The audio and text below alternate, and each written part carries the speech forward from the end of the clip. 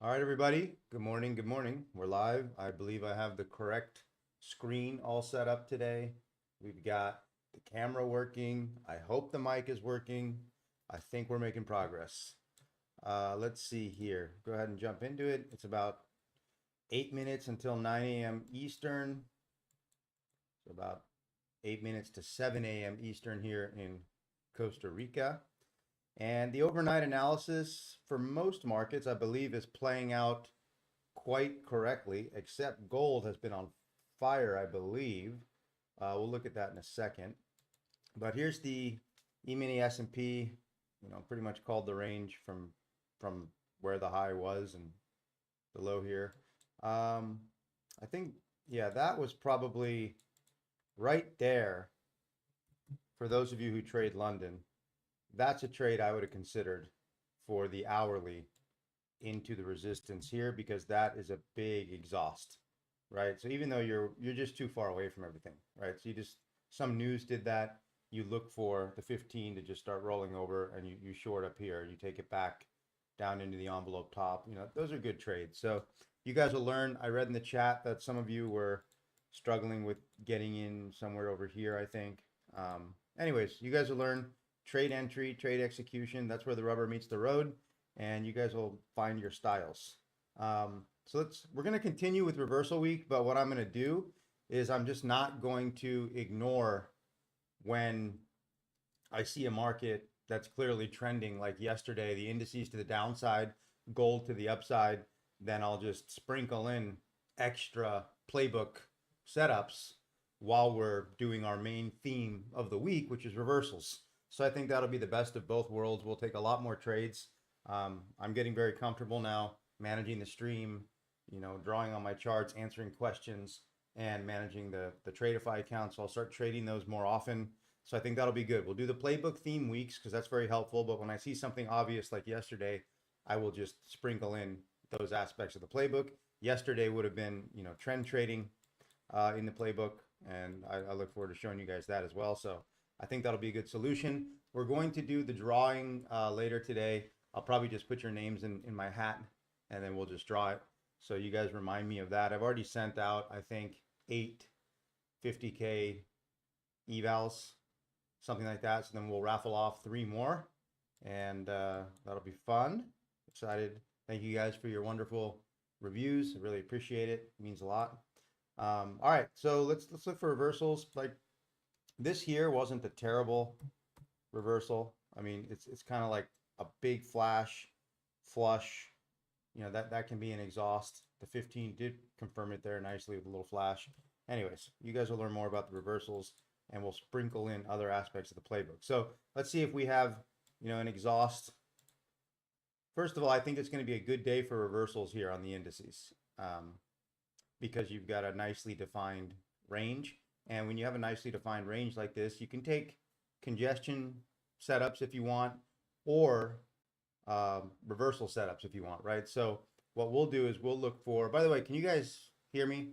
Can you type if you can hear me? I just always assume you can, but we want to make sure there's no technical difficulties. You see the correct screen, you hear me correct, you hear me loud and clear? Okay, thanks, Ralph. I always assume you guys can, but just better to double check. So it's going to be a good day for reversals, I believe, on the indices anyways. Good morning. Morning, Aaron. How you doing, man? We'll look at gold here in a second. The rest of the picks, the dollar got stronger against the euro like I thought. The indices pretty much nailed that overnight range, but gold just seemed to fly right through that flash. So I can't wait to look at the hourly on gold and see what it told us. So you guys heard what I said, right? If you didn't, just rewind a little bit and then play up forward on 2-speed, okay? So if you just got here, I just said some important things about the playbook and how I want to run that. So just rewind it and then catch up on 2-speed.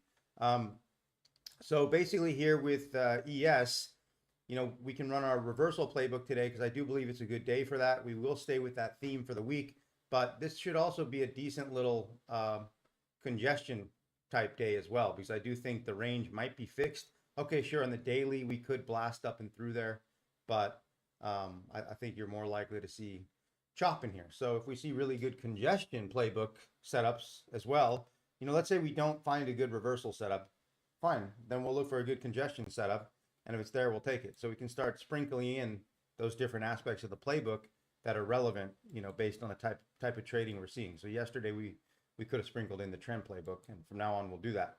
All right, so is that a reversal? No. You know, could be a congestion setup happening. Here's Nasdaq. Nasdaq kind of needs to go higher, I think. I feel like we need to go at least back up into 18,220. We haven't gotten there yet. So I wouldn't short ES there on that congestion. There's no reversal there, but even that congestion, I wouldn't short. Nasdaq, you know, I think this wants to push higher here. So I wouldn't, you know, short this as a reversal or a congestion. And we're breaking through these DMLs, right? And I also wouldn't take congestion exit here because I don't expect the hourly to just fire up the rest of the day. I might be wrong, but right now I wouldn't want to take an hourly congestion exit. I think you might just get a 2-bar push or something. So I'm still waiting for reversals on the Nasdaq. Morning, David. Morning, Mr. America. Johan. Morning. Is that right? Johan or Johan? All right, guys. So that's not a reversal I would take. Let me just quickly scan through because I don't want to miss any reversals here. There's the Dow, the Russell. So that's kind of like a nice reversal there to that extension, you know, big flash into this pocket on the Russell. Let's look at the 10-year. So the 10-year, yeah, I mean, it took out these lows, but so far it's being pretty well bid. So I think that overnight call was good overall.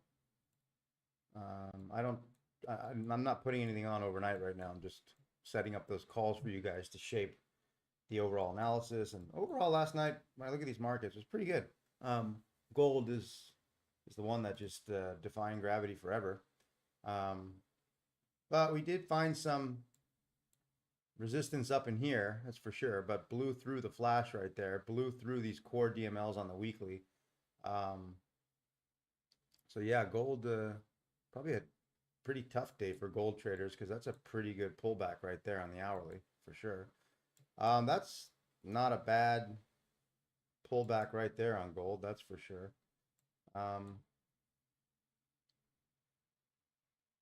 Question is, do I like where it is? Not really.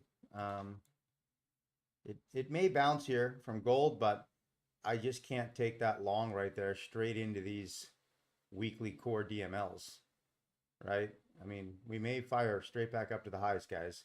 Gold's been on fire, but I still just can't go long into those core DMLs.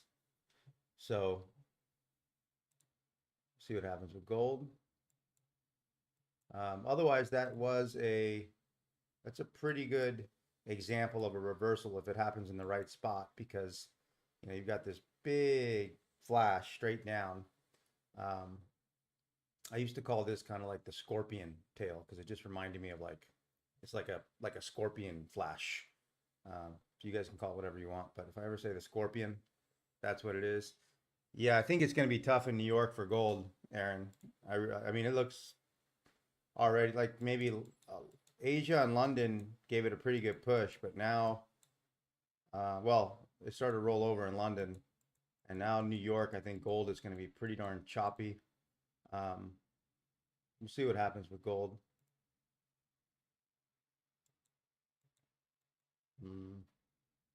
Silver, no flash there.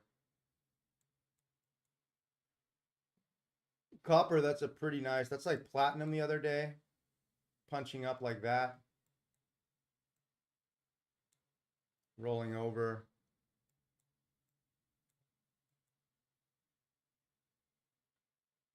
But platinum was better the other day, if you guys remember here, because on platinum we had, when we had that right there, boom, the 15 was also flashing nicely, whereas copper here, I don't think it looks bad. right there. It's a nice little flash we're coming out of, but the 15 is already down here. These are, you know, some people like these to just jump on and go with the momentum. And I think if that's the kind of trader you are, you'll take those. I, I, I'm just kind of a stickler. Like if I want to go short, I like to get it closer up here. And those are the trades I wait for because I can manage my risk better. So I also find getting in on these quite hard once it's already rolled over. Sure, oftentimes it'll just drop, but then oftentimes it'll pump back up here and then drop. So those are a little harder to get in on, right?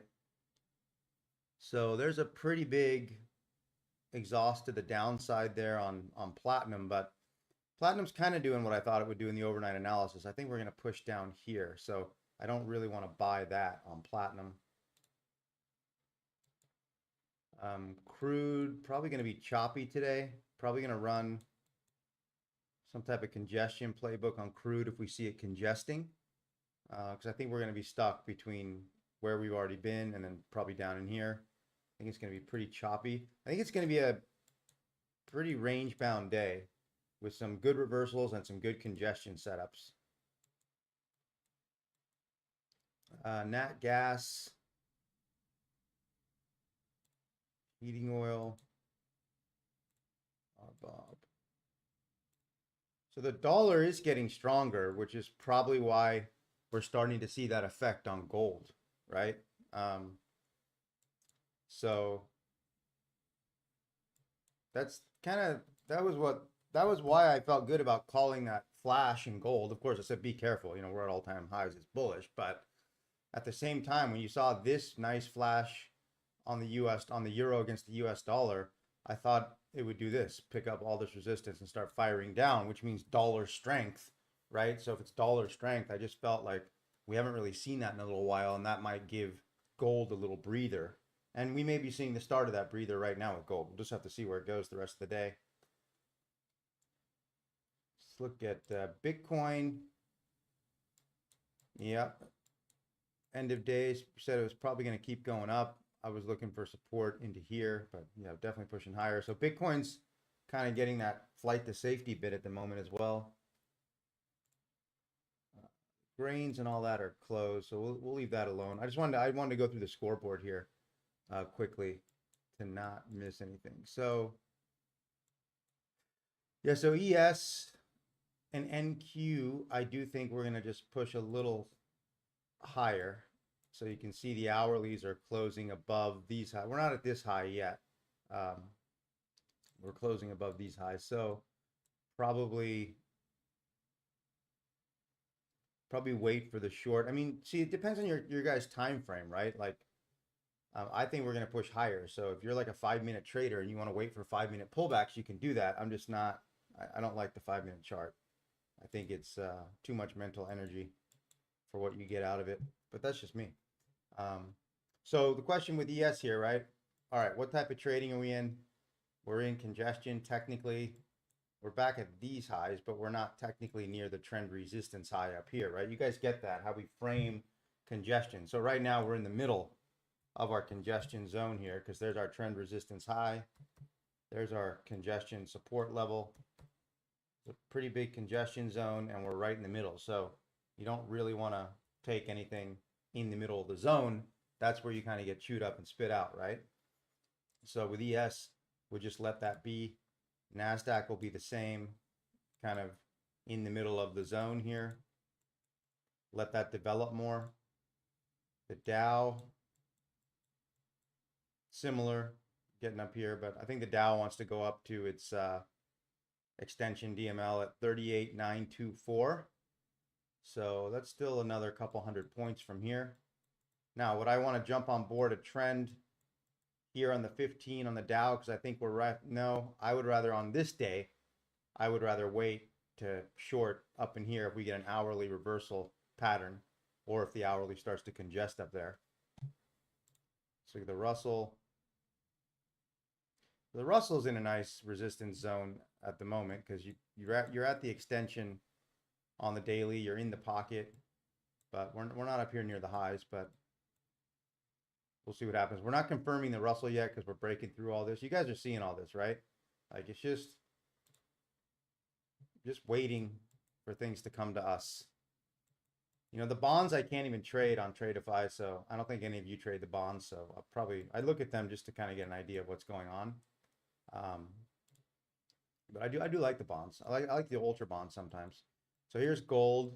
So yeah, I think, I think you can see that's a pretty good example here, guys, of, that's a decent little scorpion tail flash that I like. Yeah, your extension was holding this, and we still might go up, right? But the reason I nixed that was because we're coming out of all that higher time period resistance, and you're bumping up right against these two core weekly DMLs are right above you. And so, if you would have got long here, probably your stop would have been taken out, right? So I think gold's going to be tricky today. Got to be careful with gold. What's up, Jose? Morning. How'd your stream go, Aaron? Did you see anything you liked on your Top Step stream for gold? Probably not, right? Because you might have been looking long, but up in here when you were streaming, there wasn't really anything good, right?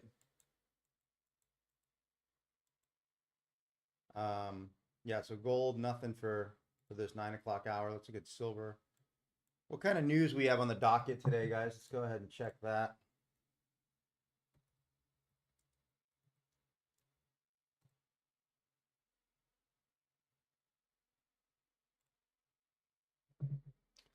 So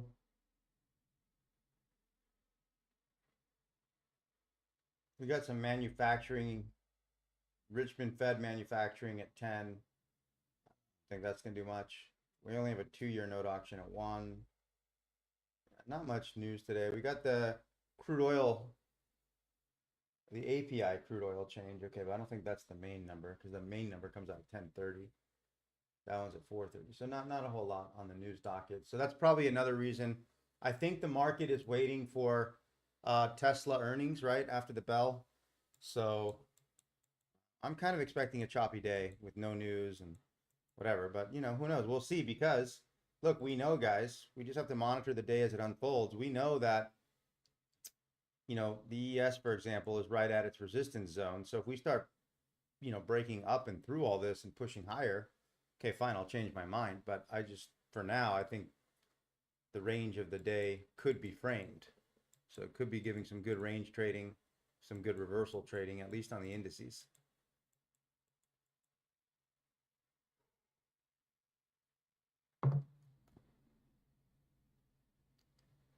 So yeah, see what we got shaking. Just want to go through everything here again.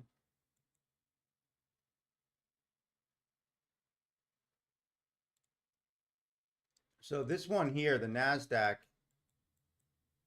like that was was that London? Yeah, that was a good exhaust to short during London. Like, yeah, you broke everything, but it's just some kind of news drove that up there. It's just, you're so far away from everything. And then you wouldn't expect the Nasdaq to be breaking through that daily resistance up in there. So that would be good to look for that reversal there. Hang on, my kid's having a meltdown, guys. I don't know what just happened. Just give me 1 sec.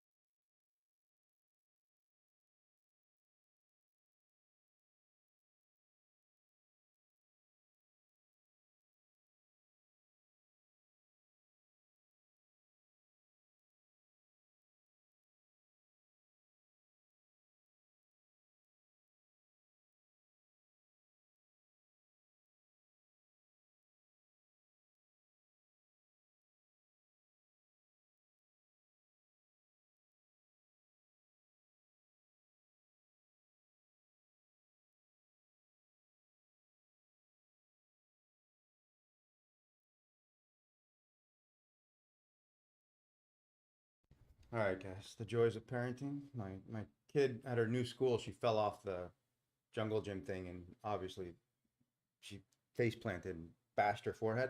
So then my wife thought that would be a really good idea to clean that right now. I said, that's probably not a good idea.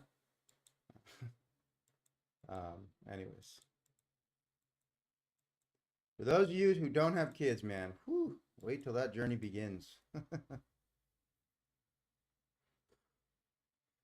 It's a double-edged sword, as every parent will say. They're wonderful and you wouldn't live without them, but boy, you sometimes remember when you just didn't have to deal with a bunch of shit every single day. And some kids are different than others. My first kid was like a saint. This kid's amazing, but she's just intense. So yeah, it's fun. How are you guys all doing? You guys seeing anything? Yeah, Ralph, you know. You guys seeing anything here that you like? I mean, guys, let's also just take a reality check here and just be a little honest with ourselves. This is the Nasdaq basically since we started. I mean, this is not easy trading, guys. And this is the main market, you know, that most people trade. Like these markets have been probably the most challenging period in a long time. And I think we're, you know, navigating them very, very well because, you know, it's not easy to figure out which way these are going. And, you know, we're getting a lot of good reads. The one great read that, again, the power outage, but that would have made my whole month on that one day. And oftentimes that's how I'll trade. I'll just be patient and wait and wait and wait. Sure, I might take some small trades, like, you know, if I'm day trading or whatever. But then when I see that trade where I want to go for the jugular, that's what I do. Because that's just, you can make so much money just waiting for those days where it's really clear. But it takes time and experience to get up to that level. So I don't recommend starting by taking that kind of risk. But once you get comfortable and confident and you're good at, you know, hitting those base hits, then you'll get to the point where you know you're just waiting on that one pitch. And you, when you see that pitch, you want to swing hard and try and hit it over the fence. All right. So morning, Adam. Yeah, we're gonna, Adam, I think I saw your comment about the raffle. We're gonna do that probably today. I'll have to put the names in the hat or something, figure out how to do it online, and then we'll do a drawing. So that'll be cool. And what we're gonna do for the playbook, Adam, I explained it, if you just got here, you can go back and just catch up on 2 times speed, and then you'll get some good information. So yeah, I think Nasdaq's going to want to push up into this level here now, but it's not really like a long I would bet on. So we'll wait and see if we get a reversal signal up here. There was really nothing else on any of the other markets that I saw that I liked. I think it's going to be a pretty choppy day, but that'll give us some good congestion opportunities and some good reversal opportunities. So we'll take both. Let's go ahead and check in on gold here. So it is pushing up. But see, at this point for gold, you know, if the dollar continues to catch a bid here against the euro, which I think it will. This is what I thought in the end of day analysis on the daily chart here. I thought the dollar would definitely get stronger. This chart goes down, right? The euro is getting weaker, the dollar is getting stronger. I think that could, if that continues to happen, I do think that could weigh on the metals. So I'm not against shorting gold. I think gold will be choppy today. You know, I know it's tough. We're screaming on the weekly, so you got to be very, very careful. I don't want to pull a Top Step TV and short gold at the wrong time, but I think it's going to be a choppy day in gold. So I'll be looking for both sides, right? So like if we flushed, let's say gold went further down here and tried to flush like that, that would give a nice flash right there. And then you'd actually be into some good daily support. So yeah, that would be one where I'd be like, okay, that's a reversal flash. I try and buy that on gold like that. So I think it's going to be choppy headwinds.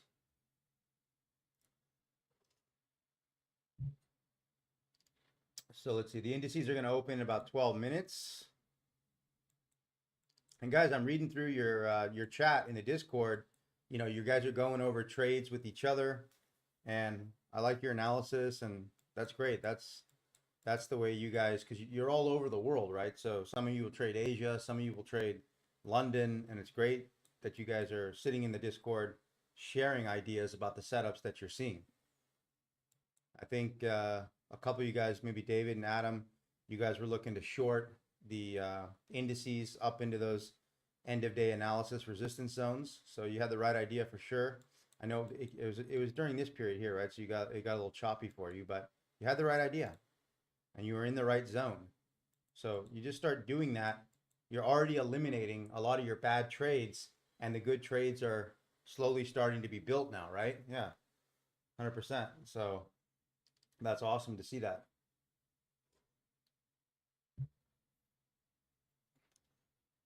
So what do you guys think when you look at your charts? You seeing anything enticing? Because we will start sprinkling in other aspects of the playbook now. So yesterday, while we were waiting for reversals, we did a good job by not getting sucked into, you know, bad reversals. Because like I said, my end of day analysis, you can get killed on a day like that when you're looking for reversals. If you got a bad reversal strategy and you're trying to pick the bottom as the market's falling out of bed, you know, you're going to get whacked. So we didn't, and that's fantastic. So that shows you we're good at staying out of bad trades with our different playbook segments. But then, yeah, yesterday with watching the market trend, it was pretty clear it's going to trend all day. So then we'll just sprinkle in the trend playbook next time that happens, and that'll be great. And those trade one accounts that you guys were talking about, I'll probably go get like 3 of those. I just got to work on my own aggressive trading math for those. I think they got a 20% consistency rule. I know they charge like $400 or something like that. So I've already done a little bit of the math, and I'm pretty sure with that consistency rule, if I'm aggressive, I can probably, the way I look at that is that if they're $400 a piece, guys, on those, and I'm not recommending this prop firm at all. I just, people are starting to use them. So I'm like, okay, I'll try and see if they pay. And I know I'll get to a payout very fast, because the way I look at it is if I get 3 accounts for 400 each, that's $1,200. I will trade them very aggressively. Yeah, they got the 20% consistency rule, but still, and I'm willing to, you know, blow through 3, 4, 5 batches of 3 accounts, like just boom, boom, boom, boom, boom. Because then if I take the payout of 15 grand and I spent 5 or 6 grand, who cares? You know, that's a lot of profit, and they will also, we'll see if they pay. So I'll look into those guys later, definitely.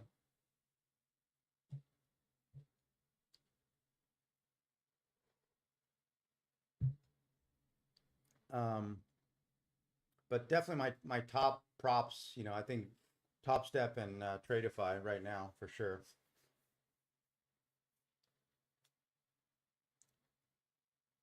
All right, and those of you who are here, the YouTube settings are definitely on allowing anybody to comment. You don't even have to be a subscriber, but if you still can't comment, then, you know, please just DM me in the Discord or tag me in the trade chat, and then I'll see your comment. So KLR, if you're here, you can't comment, or I think John G, there's a conspiracy by YouTube against John G. He can't comment, so you can always put your comment in the Discord, John, okay? So JP, good morning. Good to have you here, man.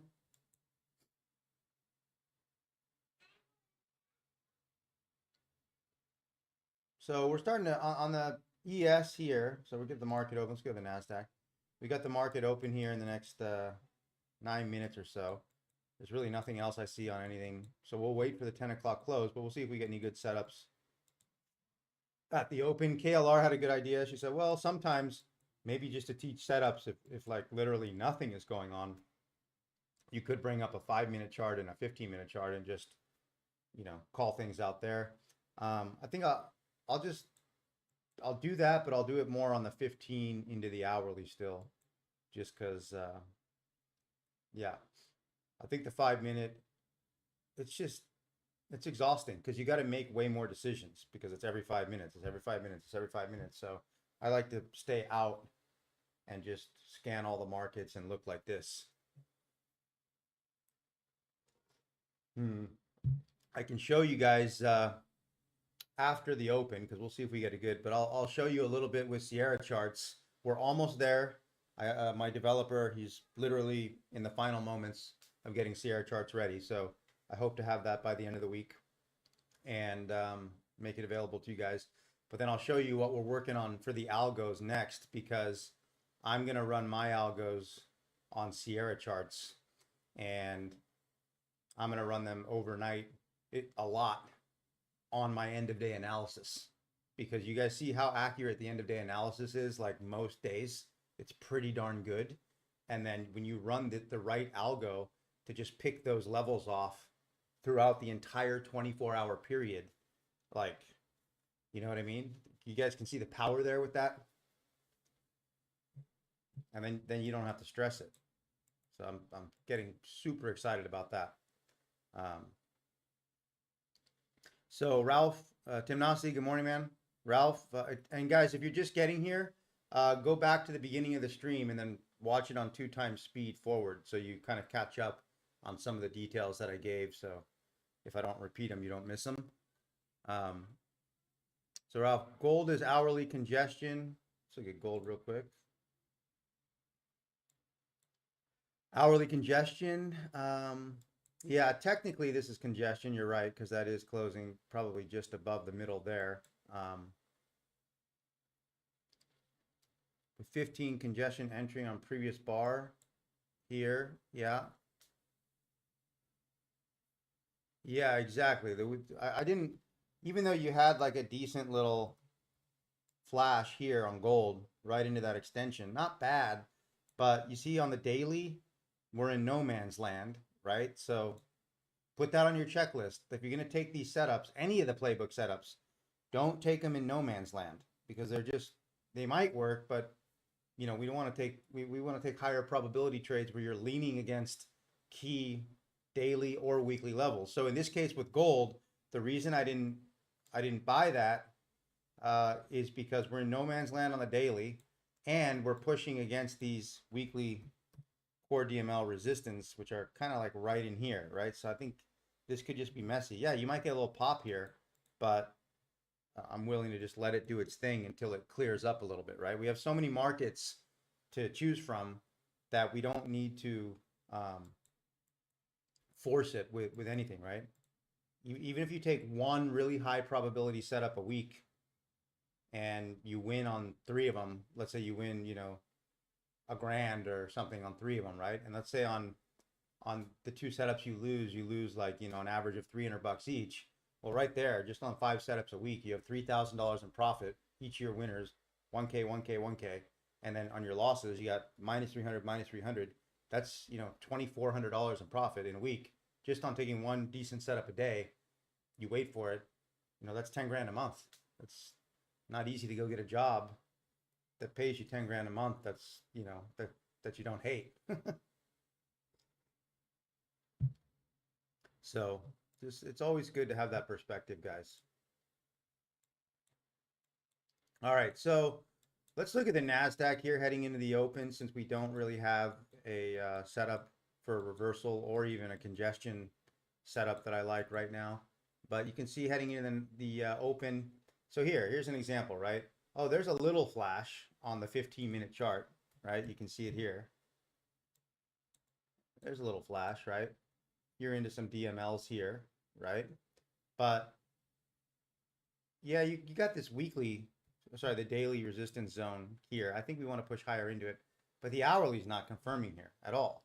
So you wouldn't want to take that particular, like, let's say you want to be like a 15-minute flash person. You want to look for reversals. You could do the same thing I'm doing with the hourly into the daily, but you could do the 15-minute into the hourly into the daily, right? And you don't want to take these in no man's land. So sure, this may knock price back down, but if anything, I think it wants to probably squeeze higher, a little deeper into the zone. I feel like the Nasdaq wants to go back to the middle of the envelope there at like 214. So we'll just see what happens. I think there's going to be a lot of resistance up here, so we'll look for a short. So we get ES. So ES already kind of tagged the middle of the envelope there.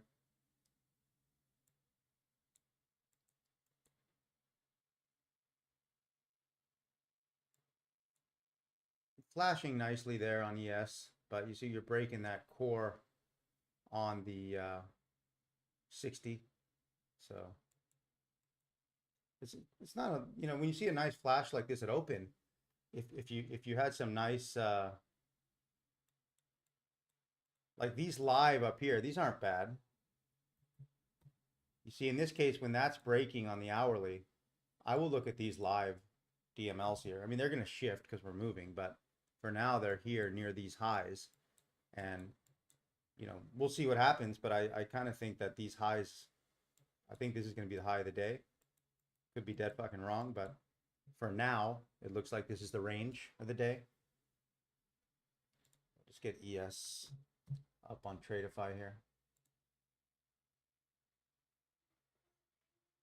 All right, we've got 1 minute till the market opens. You guys want to watch ES or NQ, or do you care? I mean, they're both pretty much the same.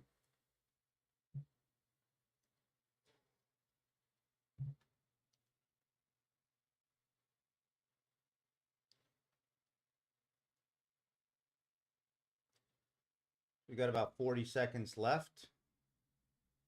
I'll tell you what I'd love to see. You see that high right there? I would love to see this 2-bar push on the hourly up to that extension just through that high. That would be a really, really good short. My door just opens by itself. It's really funny. ES for Adam. Okay. ES for Ralph. Yeah, I think we'll just look at ES. I mean, they're both kind of the same anyways. Nasdaq's obviously more erratic. But yeah, so that, see, this is where you guys will start to anticipate, like there's bar 1. This could be the 2-bar push. Like that.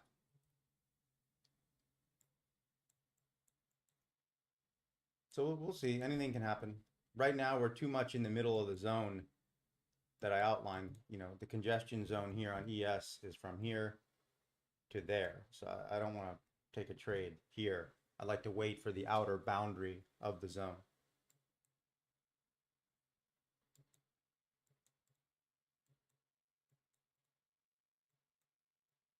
I think you guys are starting to feel that too, right? A lot of you, I get messages from you. You're more relaxed about not having to trade, not having to be in a trade all the time, right? Your emotions are more under control. You're learning different pieces of the setup. You're waiting for good daily levels. I think a lot of you are making a lot of progress on that front, and it's only been 3 weeks. So that's phenomenal.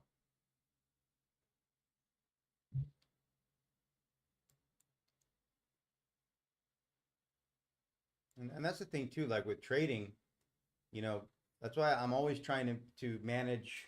A lot of it's like expectation management, right? You know, it's like if you're super out of shape and you haven't done any exercise and you've been eating fast food for like years, and then you go to a personal instructor at the gym, you're like, you know, I want to get fit. And then you start going in there, you know, to walk on the treadmill every day and slowly start. And then 3 weeks later, you're like, dude, I'm not ripped. Like, what's going on here? It's like, dude, you got to give it some time.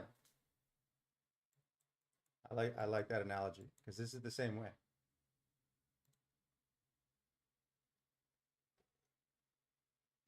Ralph, yeah, I want to understand that 2-bar push versus new trend better. Yeah, well, the 2-bar push, you just see 2 back to back, you know, pretty big, relatively same size bars, and you'd be betting on a reversal because you're betting that it's running into a brick wall at a key resistance level or key support level based on the daily, the weekly.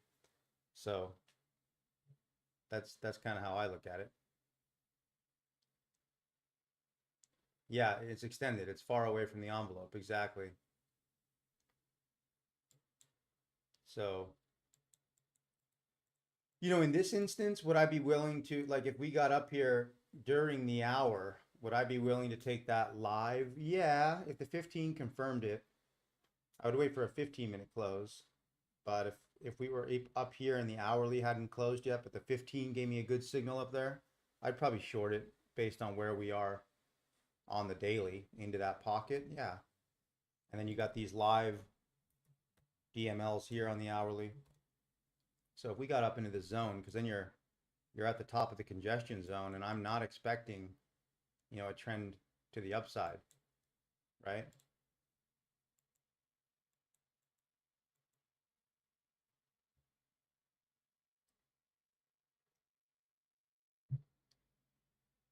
So let me know if you guys got any questions, and if you can't type here in YouTube for whatever reason, please post your questions into Discord, and I'll answer them.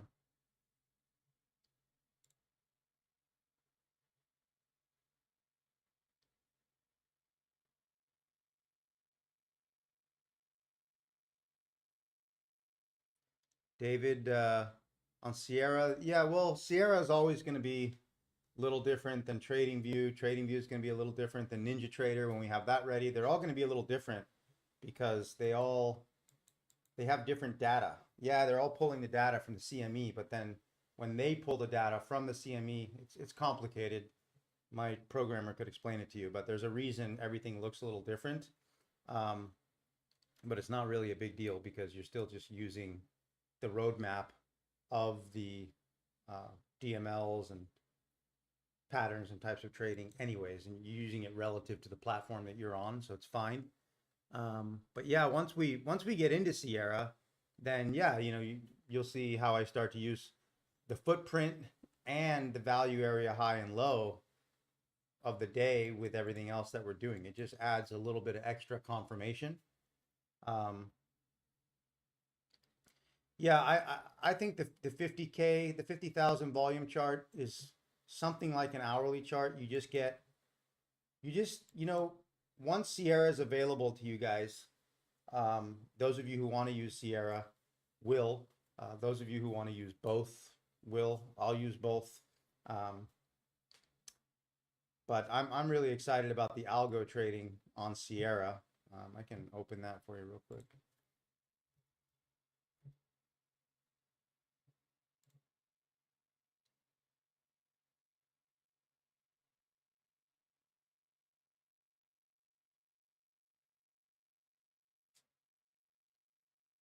So if daily were to lose the extension, how do you look at those oncoming core DMLs? Hang on, Ralph. I'll get there in a sec.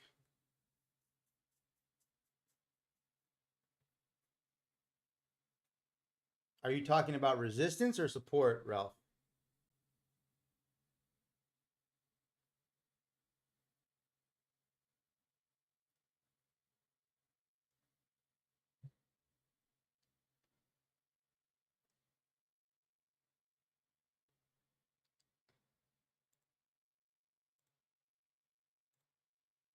Support. Okay. Yeah, I'll get there in a sec.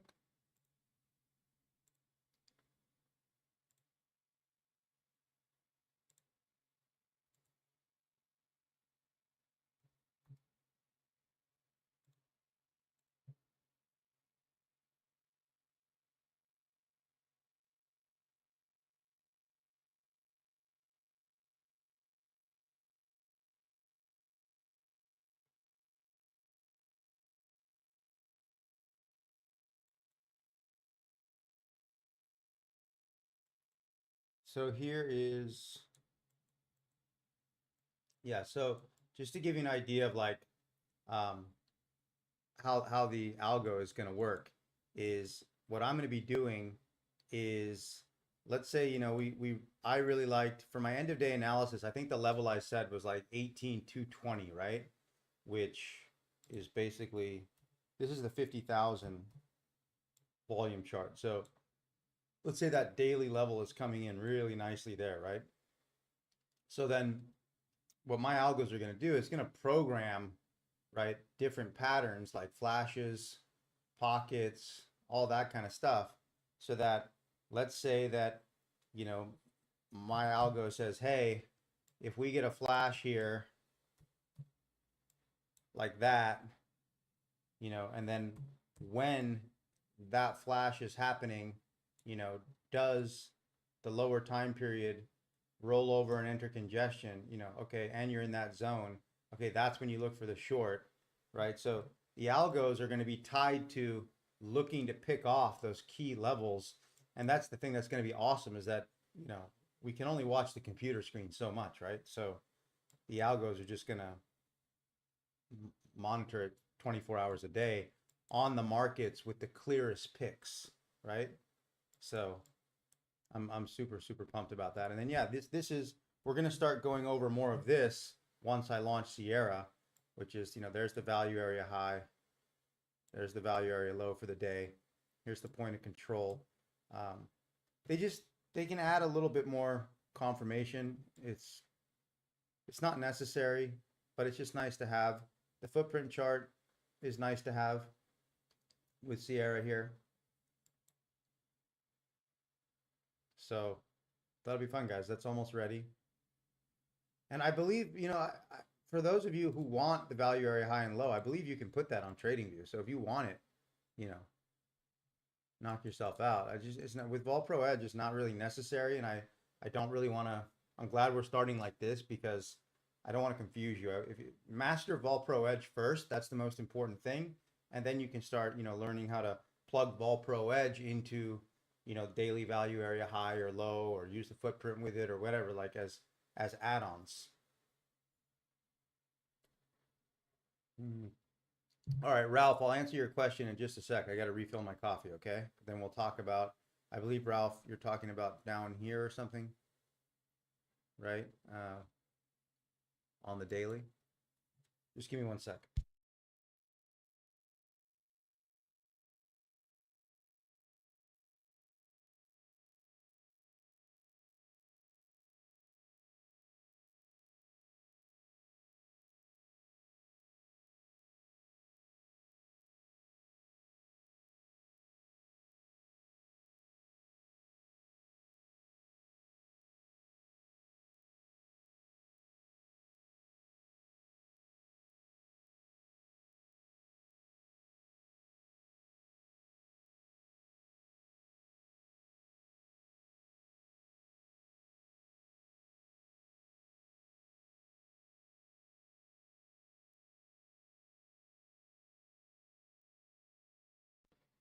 All right, guys. So we're getting up into that hourly resistance level here. And I think there's going to be quite a lot of resistance up here. We got these live DMLs out here. We got the extension here, just above that high coming in. That's the top of the congestion zone. So I'm definitely interested. You know, this could be a nice 2-bar push to potentially try and get short into this zone.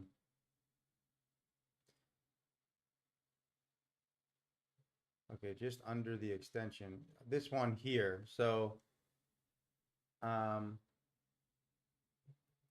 you're talking about that right there, Ralph?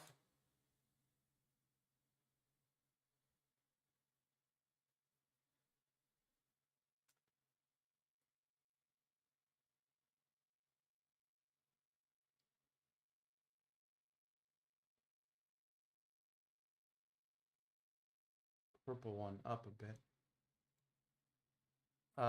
The true average here, or this one? Okay, you're talking about that one. Oh, I see. Yeah, I'm not really right now. Yeah, I gotcha. These are still gonna shift a lot, so yeah, I'm not really worried about that right now. Yeah, for sure, Jacob. I'm looking. I like this resistance area. I mean, this is a make or break spot for ES and NQ. So with NQ right here, it's the same thing. Big resistance level. I'm just looking at ES because ES is right at the extension right now.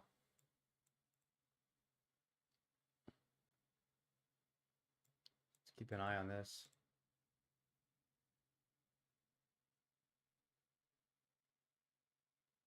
Yeah, exactly. Well, this has been really, I talked about this at the beginning of the stream for those of you who are just getting here. I mean, this has been, if you look at when we started VolPro Edge 3 weeks ago, look at the ES, look at the NQ. This has been some of the hardest trading conditions in a long, long time. So you just got to realize that, it's really important. So now you see we're watching, we're right into this resistance level here for the hourly. You just poked through those highs. Are we going to get a trend run to the upside here? I mean, it's possible, but for now, I think there's, this resistance is strong until proven otherwise. So with the hourly being here, if the 15-minute closed here underneath this extension, I might take a little stab, even though the hourly hasn't closed. We'll see. But it would tell, the 15 would have to tell me, if this zone is valid.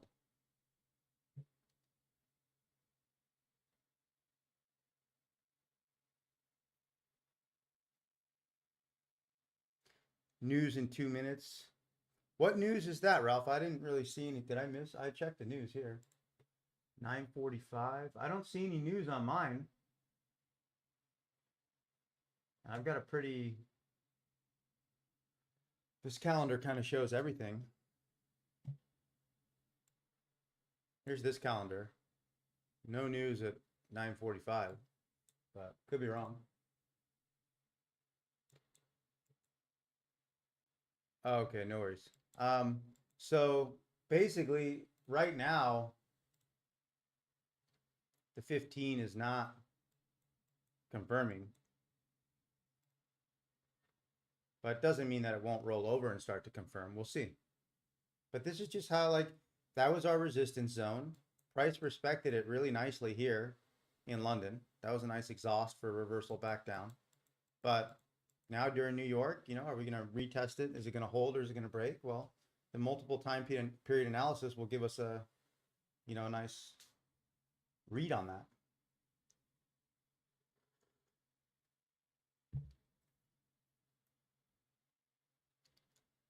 So you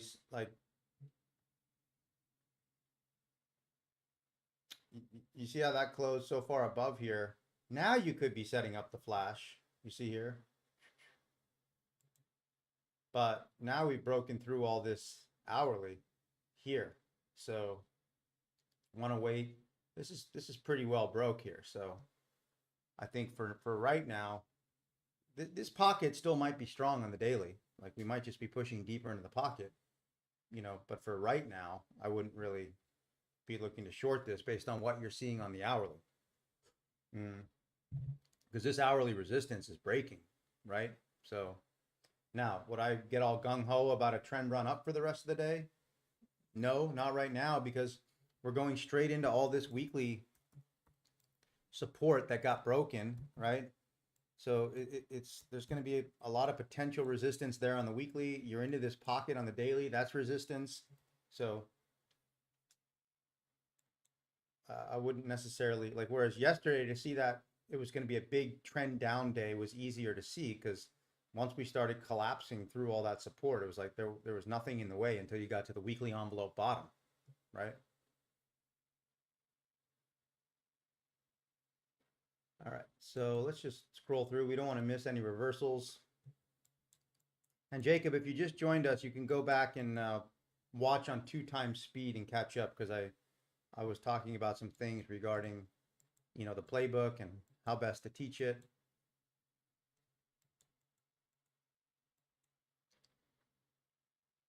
It's a pretty big push up right there on the Nasdaq, breaking through all that. So that's not a valid reversal. It's the Dow, because I don't want to miss a good reversal here.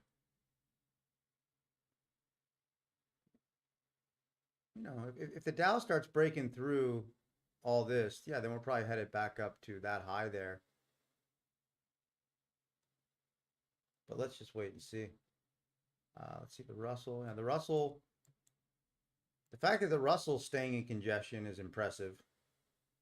So could mean potentially that indices will squeeze today. And if they are going to squeeze, and we have ample evidence that they're going to squeeze, then we can look to jump on board the trend. Let's just go to gold here. So yeah, Ralph, there you can see. So you see why we didn't take that right there, guys. You know, that was, you don't want to take that long into these core DMLs. So now gold is starting to feel the pressure of those weekly core DMLs there. So I'm not seeing anything on gold I like. Silver is an absolute choppy mess.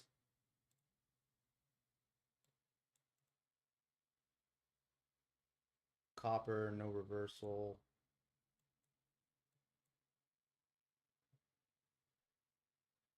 So what I'm going to do is I'm just going to look for reversals because it's reversal week. I still want to do that. But then if we don't find reversals, we will watch the indices, specifically ES and NQ, and we will just look for other setups, whether it's congestion or trend or whatever we want. So then we'll get a lot more action every day for you guys, a lot more live learning examples.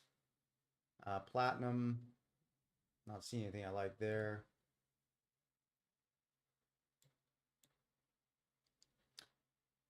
Crude, you're trending down. That's not really enough of a flash for me.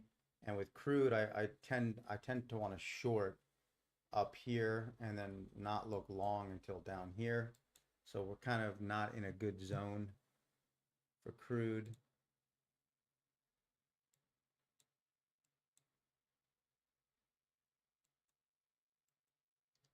Nat gas. Let's look at the dollar. So the dollar is still gaining against the euro, which is why we're seeing gold fall.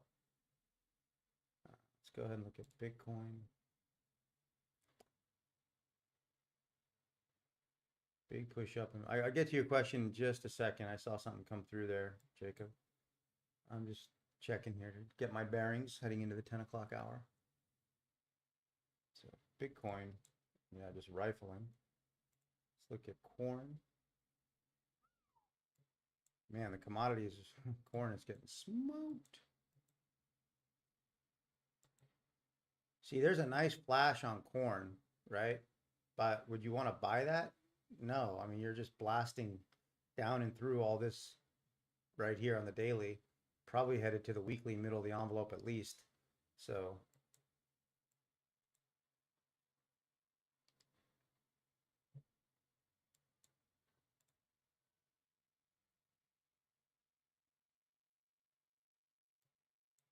see, there was that weekly flash on wheat that we talked about. See, there's also like a lot more easy ways to trade, guys. Like if you got a full-time job or kids or whatever, and you know, just there's the weekly flash on wheat. We talked about this at the beginning of the week. You know, just sell some wheat, put your stop up here, and just come back and check it in a week. You know, can't do that with the prop firms. I get that, but and I don't do that right now. But it's just an idea for those of you who, if you've got fuller schedules, there's a lot of different ways to make this work for you.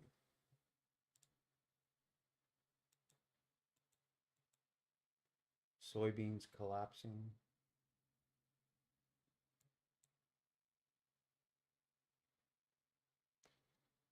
All right, let's get back to. Okay, this is going to be interesting on ES because look, I mean,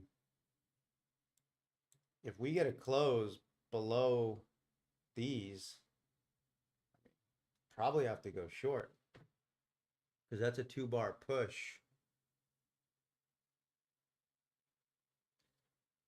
So Jacob, if we crank through this big daily resistance pocket, is that technically? It's a good question about the opposite. I would say in this case, no, because you're still running into a ton of old broken support, which is now resistance on the weekly on ES and NQ. So not that we couldn't keep squeezing, but it wouldn't be like a, for the opposite, like I want to see a couple of obvious things failing, like on the daily and the weekly, like we saw in gold. There was just opposites across the board, right on up through the quarterly. It was like daily, weekly, monthly, quarterly, all those opposites were failing. Not that you need that many, but in this case, I just wouldn't really it's your head is in the right place. That's the correct question. It would be, okay, is the opposite happening? Are we going to rifle up and through this? But in this case, I would just say with where we're at on the weekly, I wouldn't bet on that, but I could be wrong. Right? Might look to short ES here if it depending. I'm going to wait for it to close.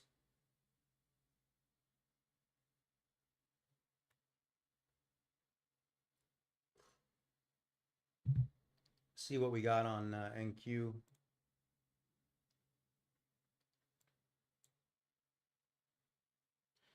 Quite similar.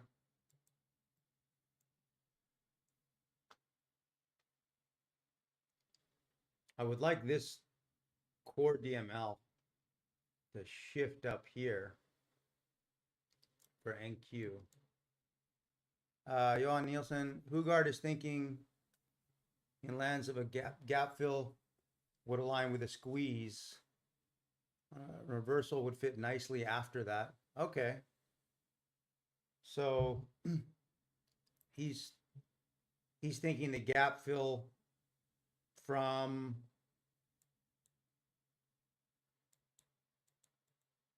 yeah, so he would think maybe up to these highs, I think.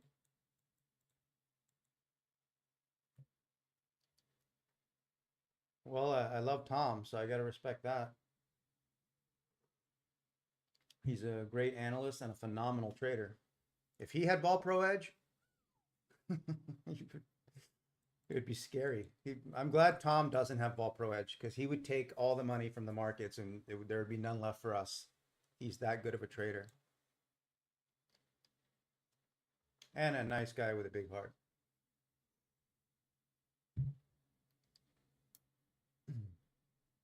All right, so we're going to keep an eye. You know, these are the best ones, I think, for the upcoming.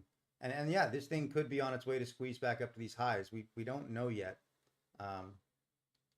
But hopefully the hourly will tell us and keep us out of trouble by really respecting where it's closing. So if the squeeze is on,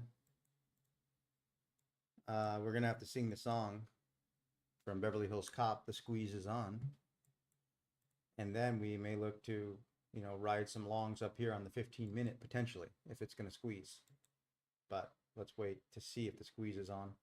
See, now Ralph, these DMLs, they're more powerful for me right here because now they've come up here. So now there's some resistance. Yeah, exactly, David. That's a good point you're making. I thought the same thing. I would want that live core DML here. I'd want that to shift up here. Be a stickler for that. Whereas ES does have that right there. There's your flash on the 15.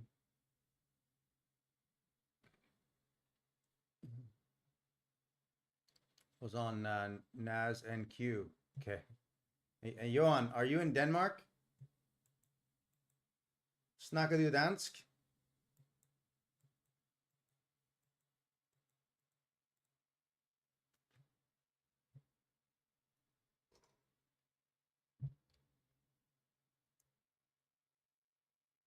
Aaron, could see a dump about to take place on the NQ. Okay, cool, Johan. Nice.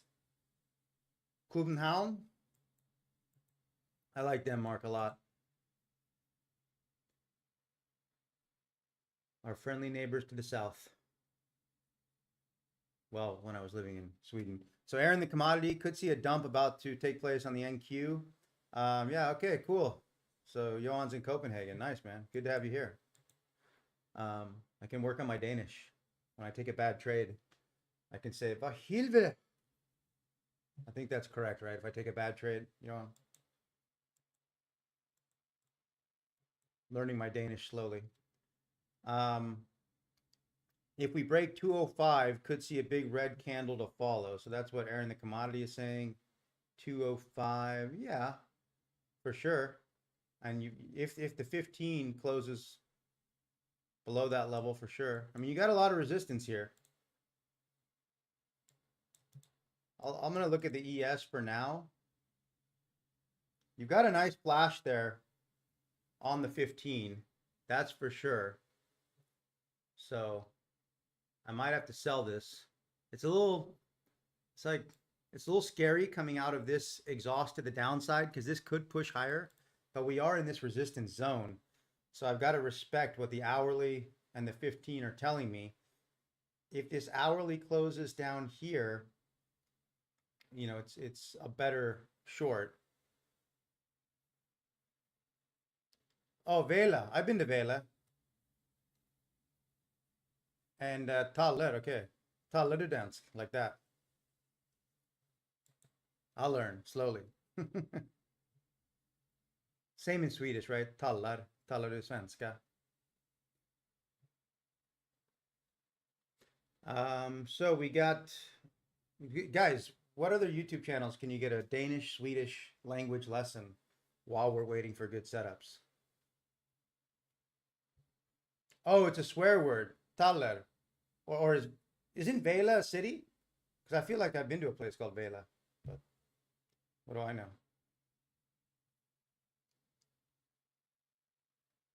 Okay, we've got about a minute until this closes, and right now I would say with all this breaking, the Tom Hugard squeeze could be on to the upside, potentially. We'll see.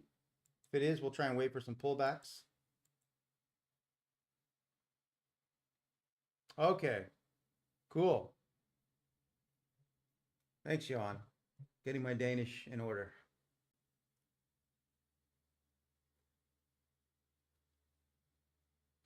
So looking at NQ here, I mean, the squeeze could be on. I mean, this is all these shorts are, you know what, they're effed.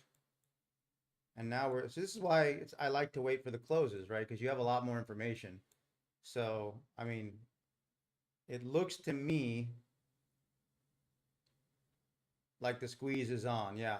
Oh, the squeeze was your add to it. Okay. Well, it's a good call. I think we are potentially starting to squeeze. I mean, this is a pretty big on ES and NQ.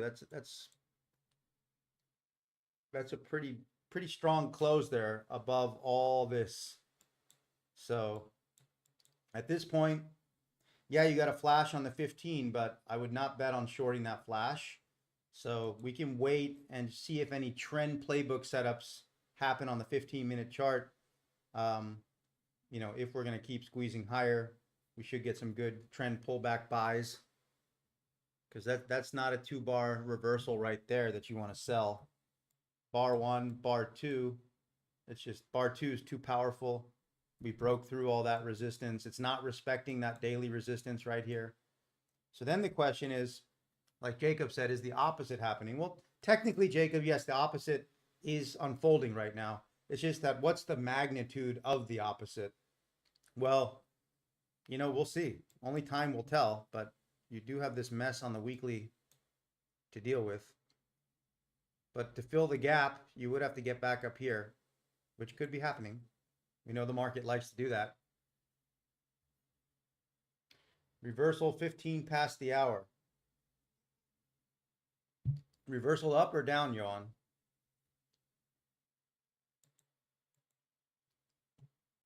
So Aaron, what do you think?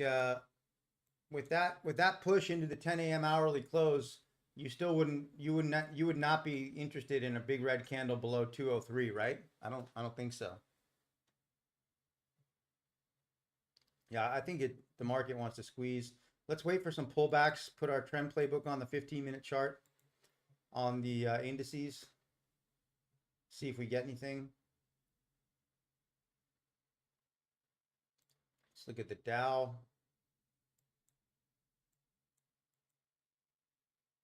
Pretty good squeeze here, so we'll monitor all of them.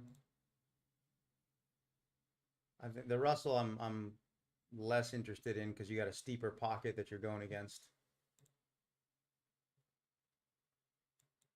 I'm just making sure we didn't miss anything on these hourly closes, guys. So there's the gold hourly close there for 10 a.m. I don't feel like I missed anything there. Let's look at silver.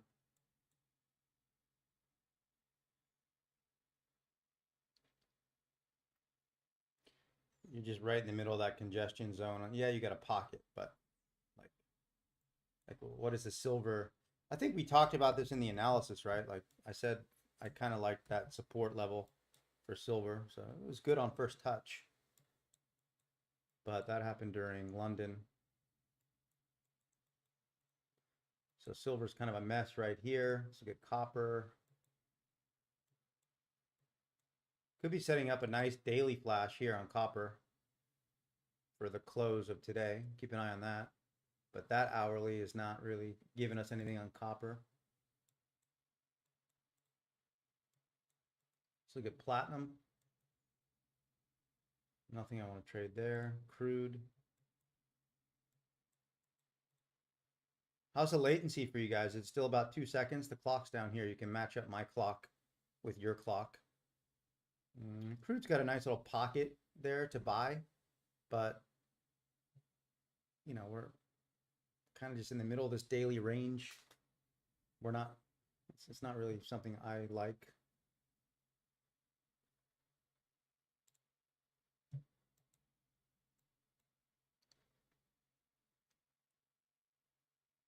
Oh, reversal down. Okay, then squeezing for ammunition. Yeah. Well, that look, I would love to have a reversal down to get a pullback buy on these indices because they look strong right now. 3 seconds for you, Jose. Okay, good. So the latency is not bad. Yeah, I would like to see the 15-minute chart give us something like that so we could jump on board, take a little bit of risk, and see if we can't, you know, catch this and add to it if it keeps squeezing. Because we broke through that daily resistance pretty strongly. We could definitely be headed back to 53.10. And that's quite a ways there on ES. And on Nasdaq, you know, if you're headed back up here,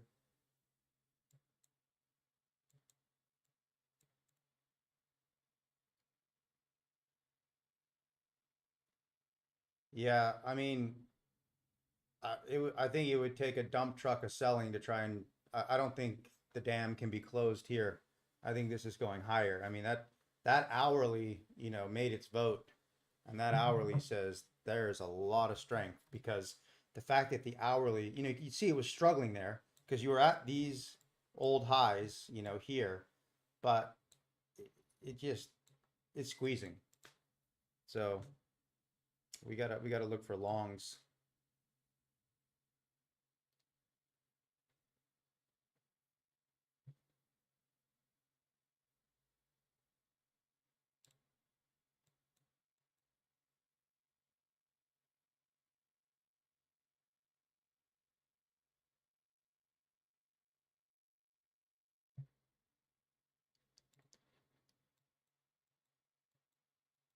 I'm not going to use Sierra until you guys all have access to it. But once you have access to that volume data, it makes getting on board these types of situations much more fluid.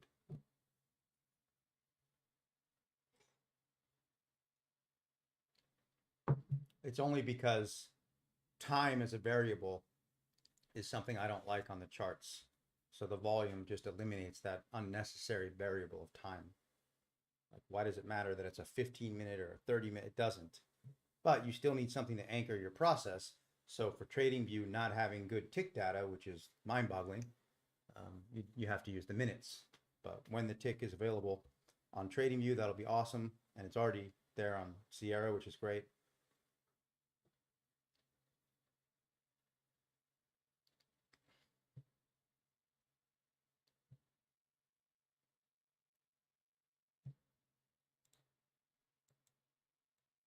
I'll flip back and forth a little bit.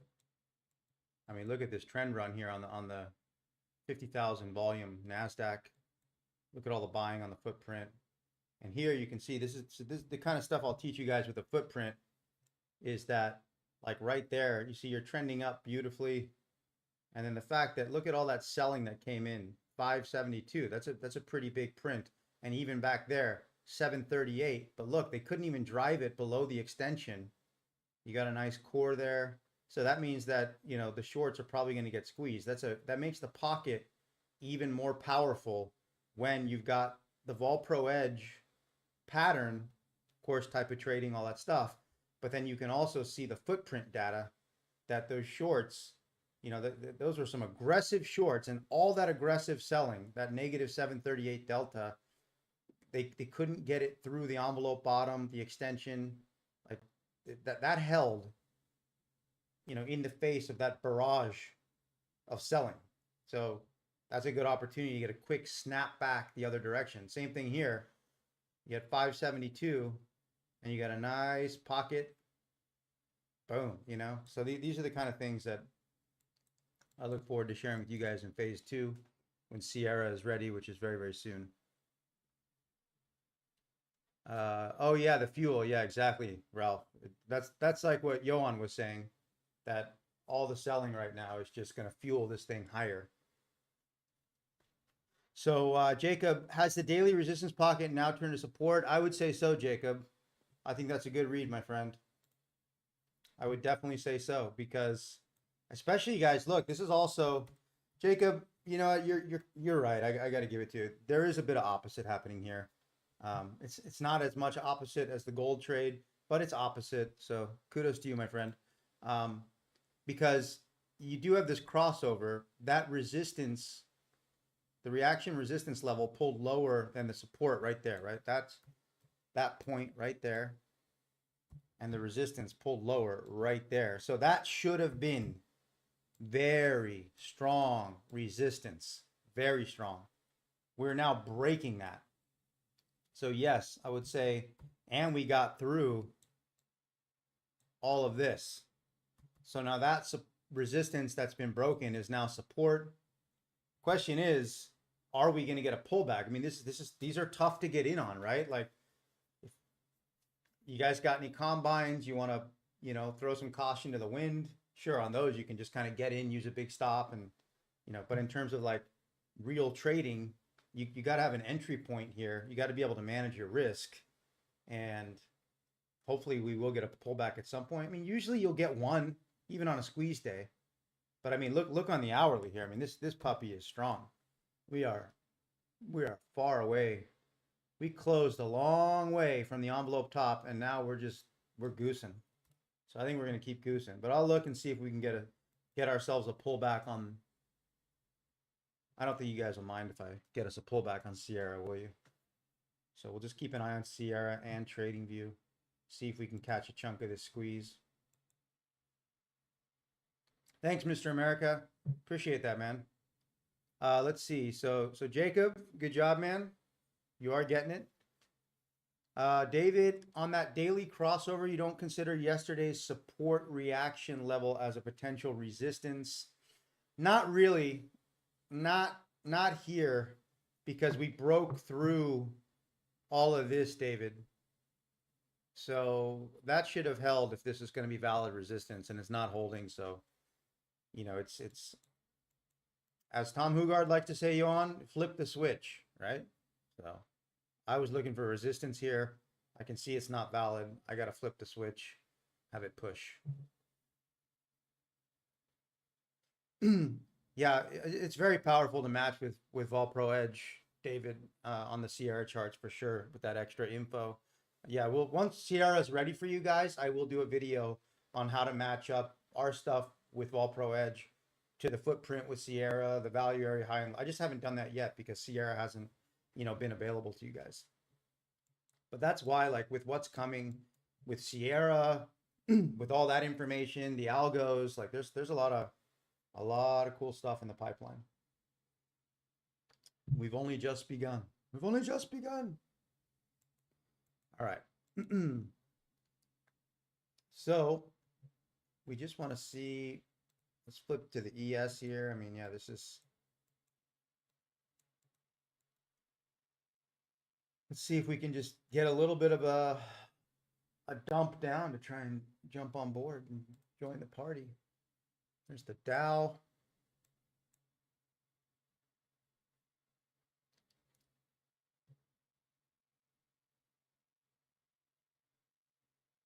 Let's stay focused on the indices right now because we've got a pretty clear setup here for squeezing.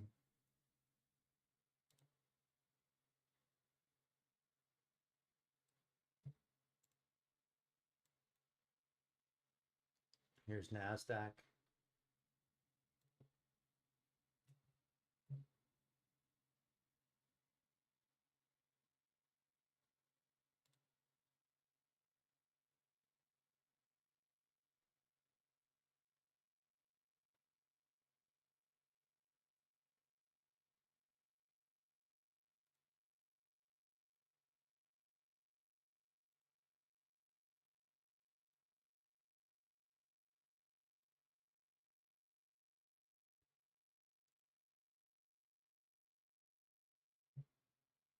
So this is the 10,000 volume. I'm just waiting for some type of a good flush like this here, or like this, to try and get long. I don't think the minute chart is going to give it to us. You can see the footprint, some selling is coming in. That's good. That's what we want.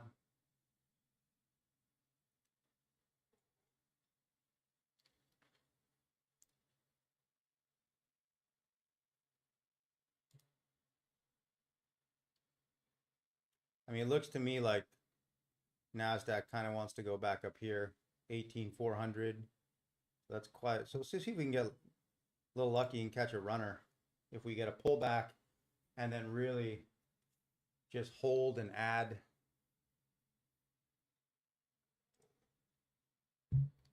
And if we're wrong, we're wrong. That's also trading, right?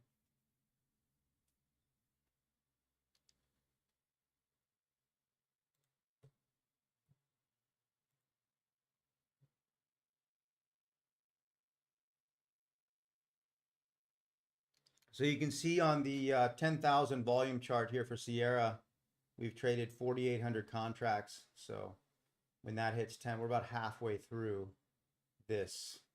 And I'm just kind of hoping we can get down into this pocket to these extensions. You know, that would be congestion support. I would expect that to hold and catch the push back up like that. And if we got that, I really would try to hold and add and sort of carefully trail the stop up to 18,400.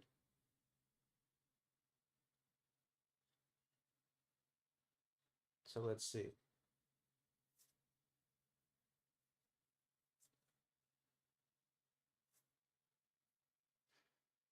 So the 15 minutes just closed.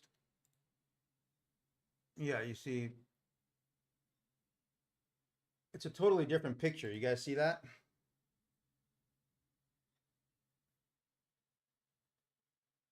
And this could be a false breakout to the upside. I just don't think so. I think, you know, but you know, this will tell us. I'm betting bullish because the 50,000 is very bullish here. The hourly close there, that was super bullish. All right, Jose, cool. So now if we just get this pullback, you see the selling's coming in there, 700 and, you know, it's another big footprint. So then you're also going to look and see what the max selling was here. And then where does it close? You can get a lot of little subtle reads there with the footprint when you match it up with VPE.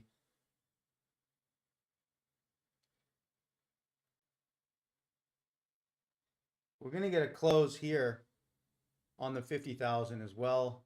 But at this point, this is just trending. You know, I don't, it's just kind of flying. So you just got to go based off of the, yeah, you got a little flash here, but this is looking very sustainable. It's not, it doesn't look like an overextended flash to me.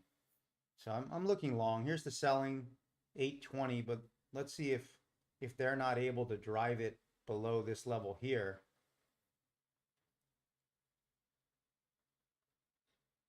So this might be the ammunition they need to, either we're dead wrong or they're trying to get ammunition to suck in some shorts so we can continue to rip higher. I'm looking long, and I would love to see it close down into this pocket.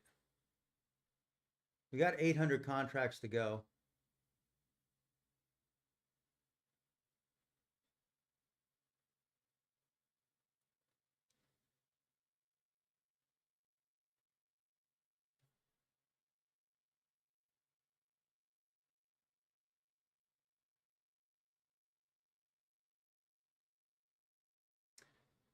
There's 500 contracts.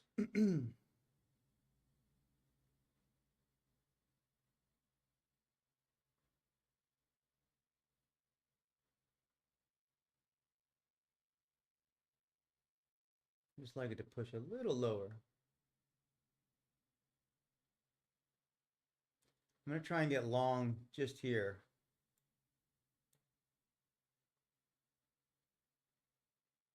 Below 240.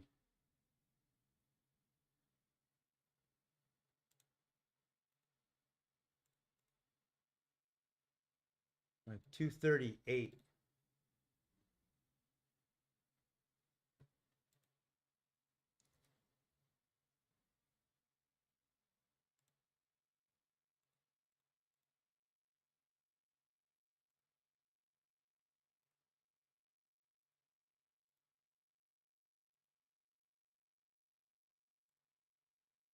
So I have an order at 238.75.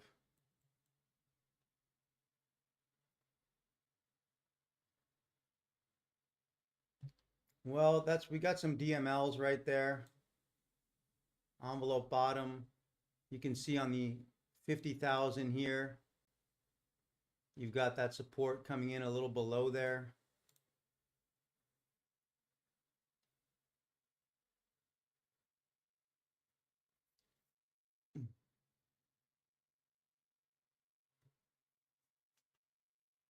Yeah, the stop wouldn't be much. I mean, if we started to flush through there, I'd probably just cut it.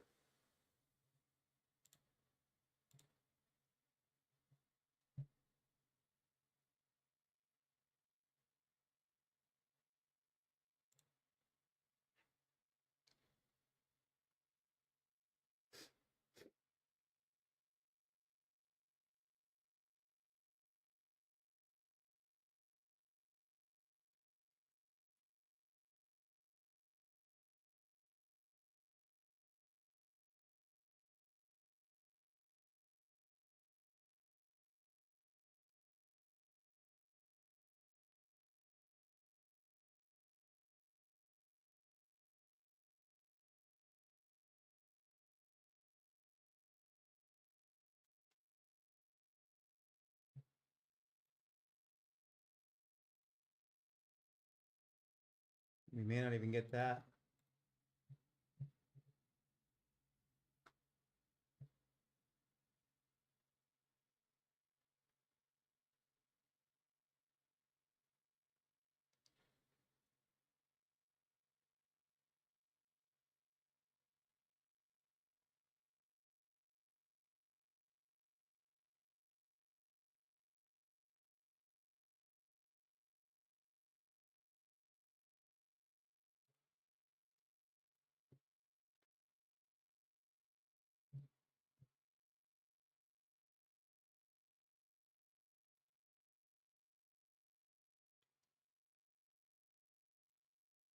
All right, I'm gonna try and get in at 264.50.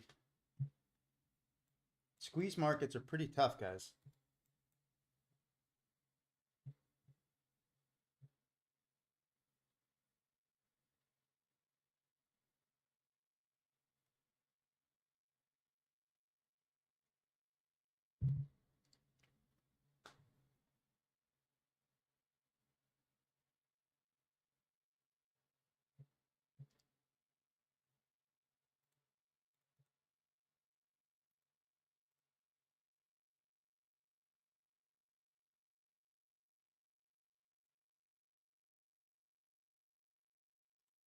And moving it to 69.75.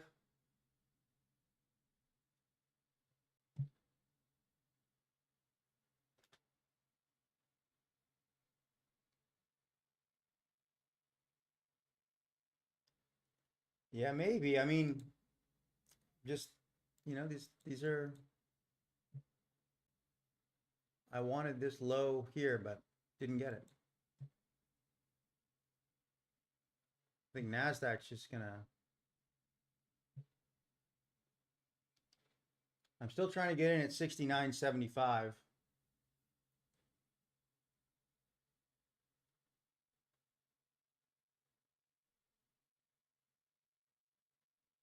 So I think we want to go back up and through these highs. My stop would be below these lows, guys.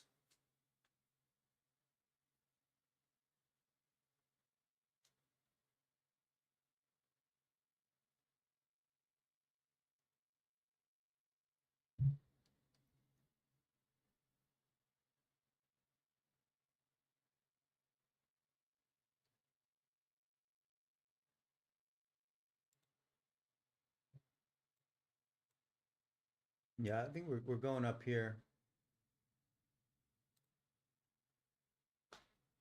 But you can see the volume-based chart. I'm just copy trading some micros on these Tradeifys. So looking to get in, I'm copy trading all 5. So I'll do 2 micros each to start. And then if we start to rip higher, I'll try to add and get a nice winner on all 5.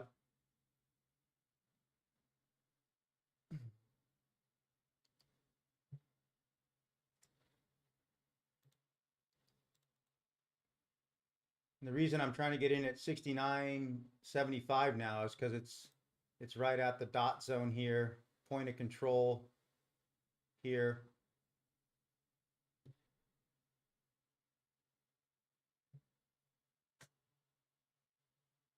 So it looks like it definitely wants to squeeze. The question is, I find it hard to get in on. Some people just they find different markets easier to trade. Like when markets for me are squeezing and not pulling back, I find those hard to trade.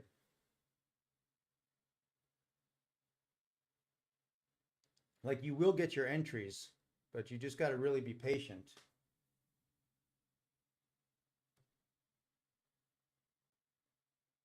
And I would have gone in on market at this had we just come down into this pocket a little bit more, but we just didn't. Like that's what happens sometimes.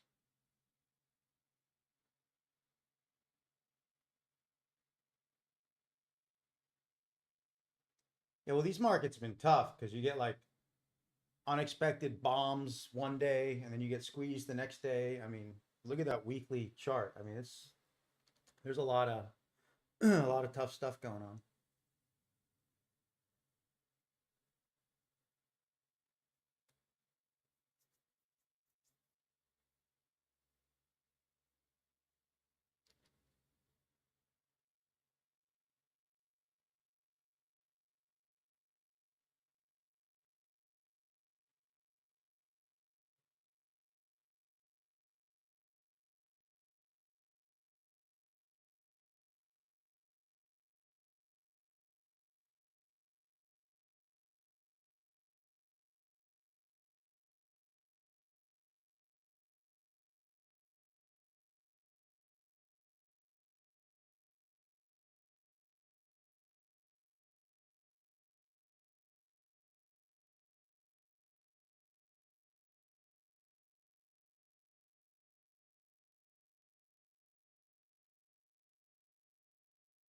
You have 500 contracts left till this closes.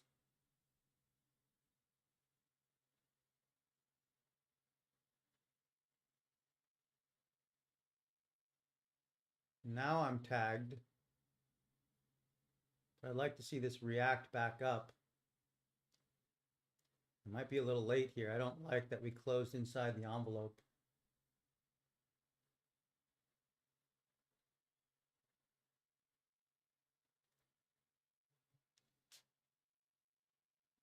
So I'm in from 69.75, but it really needs to push up from here.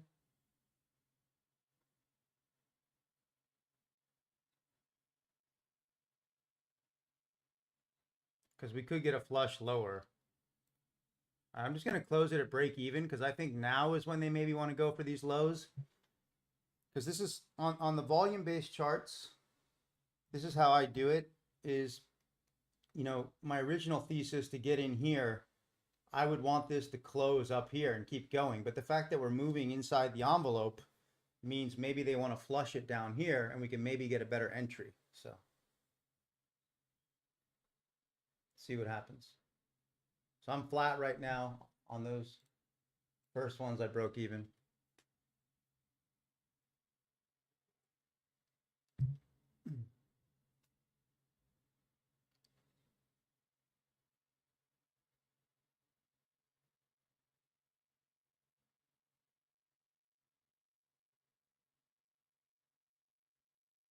So Ralph, that late squeeze yesterday was nuts.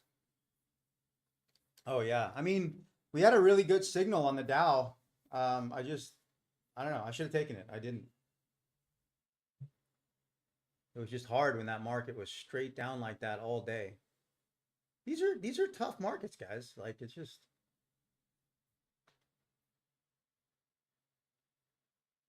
and that happens periodically, you know? Like there'll be a couple of times a year where things are just kind of wonky and you just got to kind of know that like, you know, the good times they always come back. You just got to wait for them. So now I'd love to get like a flush down here. You see all that matching up on the 50,000 and the 10,000, especially that 10,000 extension down there at 226. So just call it like 230. Now I'm looking to get long at 230. Do you guys think is this more beneficial for your education to just watch me jump, you know, look for spots in the Nasdaq and trade? I mean, this trade right here is okay, trend playbook. The 50,000 is trending up, so I'm looking for a strong congestion level. You know, I'm looking for a little bit of a flush on the 10,000, right? And the reason that I'm looking to get long down here is because we moved inside the envelope here. Okay, you guys like, yeah, well, look, you guys are what matters, so your vote counts. Personally, this is a lot more fun for me. I miss my volume-based charts.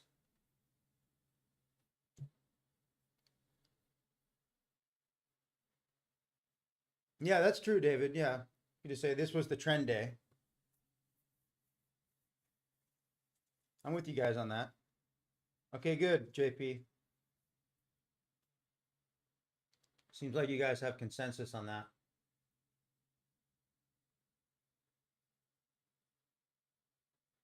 Yeah, for sure. I mean, look, that's the thing. The theory is great, it's solid, but yeah, like the real ins and outs is where the rubber meets the road for sure.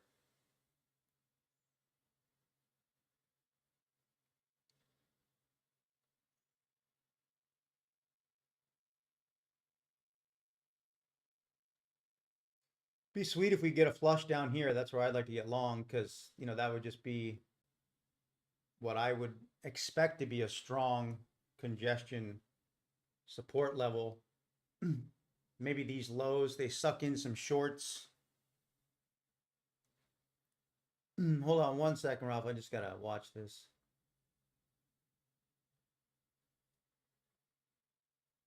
But I'll get there in a sec.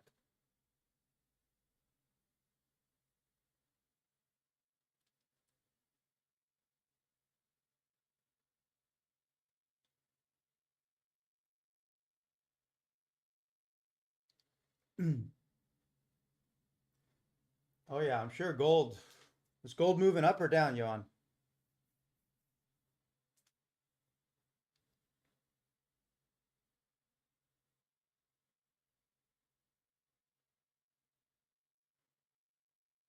So if we get like a pocket here with these cores underneath us, probably buy that.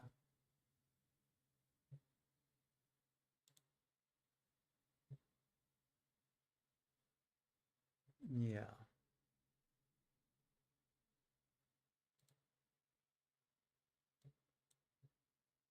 Up. Okay, nice. I mean, gold's on fire. It's unbelievable.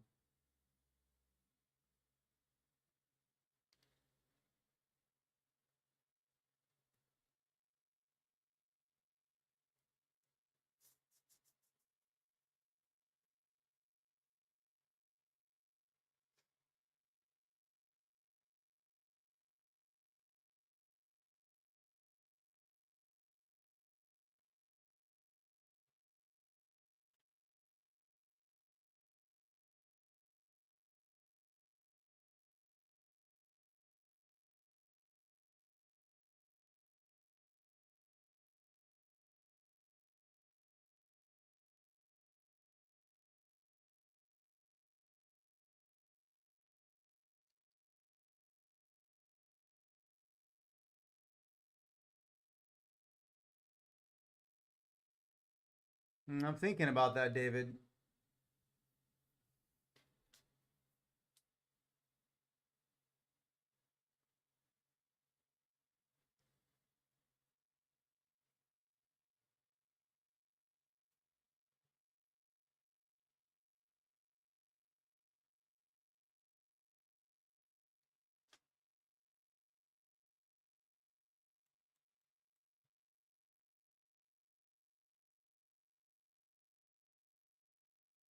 Question is, where are we on the 50 here? See, this is tough because we're overextended, but that might be all we get, you know, if we're squeezing.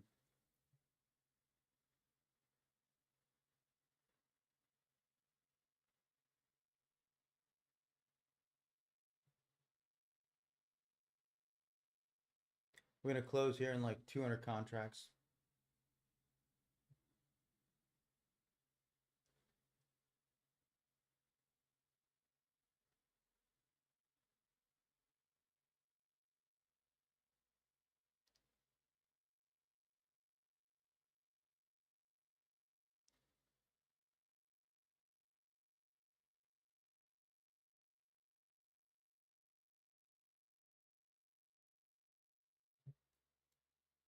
I'll look to get long like 66.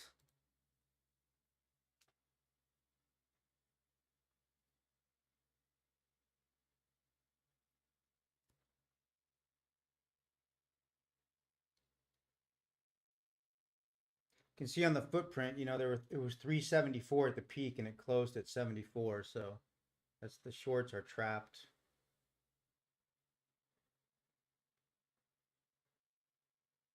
The reason I'm not being super aggressive on this entry is because looking at the 50,000, like, you know, we have all the support I like is stacked here, but we may not get there. It may just be the true average is all she wrote. And if that's the case, that's the case. But if we just get a little bit of a pullback down here into 60, 65 and a quarter, 65 and a half, I'll try and get long there and just see if this level can hold and goose us up and through. I'll put an order there.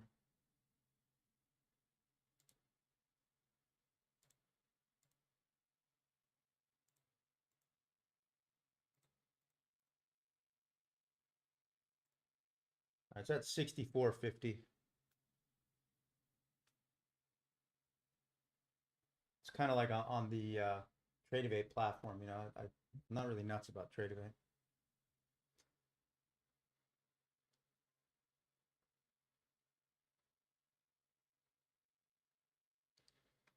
Yeah, I'm just looking to get long here, but this may just, you know, this is where, like, you know, this is the nuances.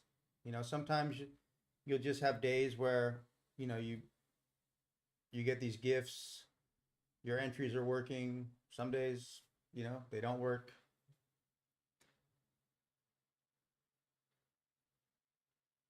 But I'm trying to get long here for at least a retest of these highs, but I think it should, if it breaks those highs and keeps going, then I think we can go to 18,400.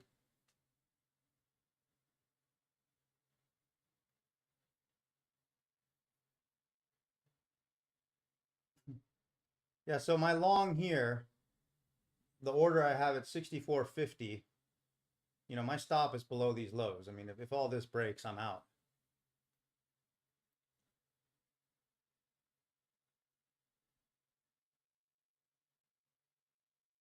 Yuan, do you mean the reversal to the downside on NQ and then back up?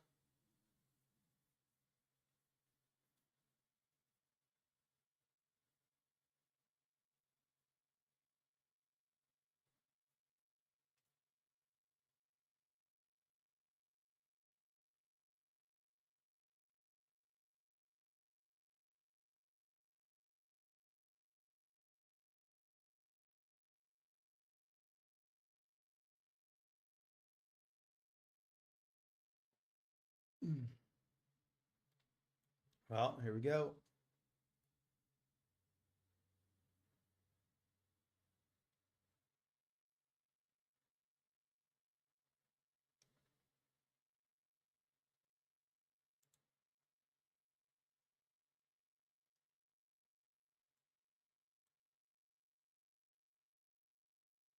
Yeah, I mean, this market looks strong.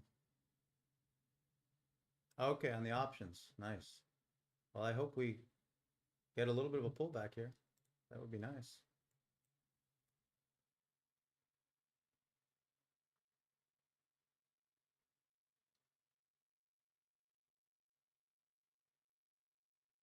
It looks quite strong to me. On the minute charts, the volume charts, everything.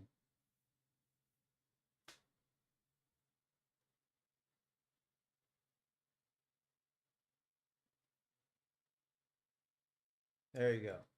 There's the squeeze.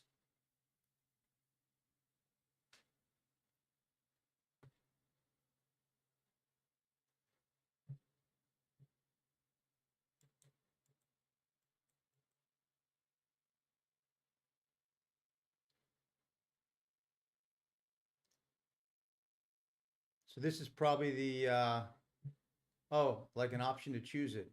Oh, okay. I thought you meant the options market. Thank you for clarifying that.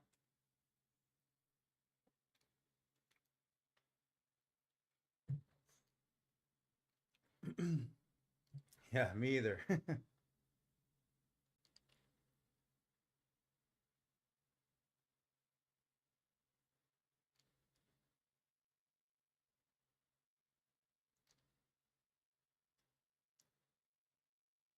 So let's go ahead and look at the, wow, there's the squeeze.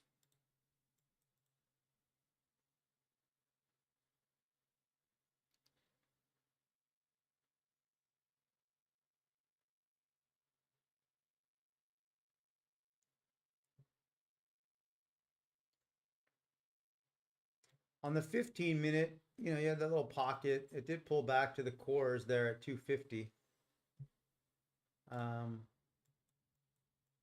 Yeah, no, I mean, I thought this this is the hard. I mean, when you it's, it's not many days where you just like yesterday, you know, straight down, just could hardly pull back, and now today it's just straight up.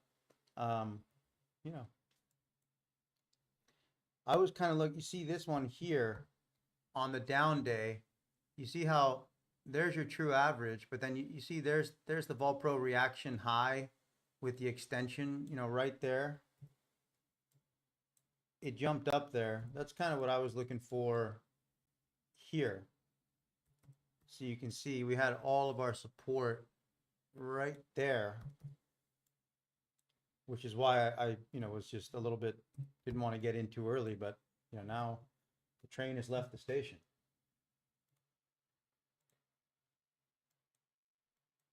But if you continually put yourself on the right side of the market, you know, you'll be fine.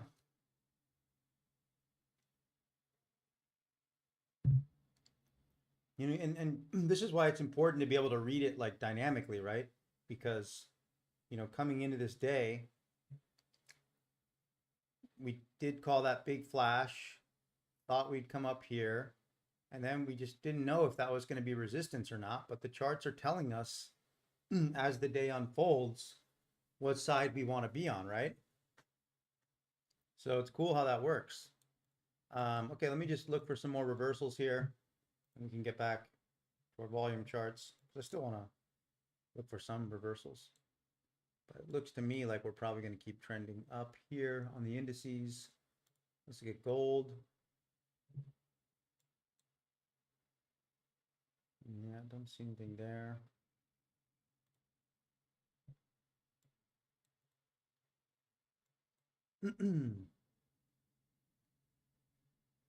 Silver, I mean, this is tough to read.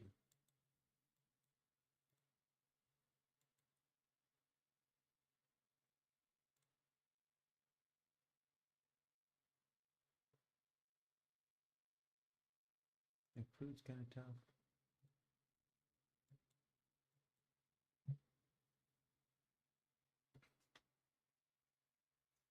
Yeah, definitely.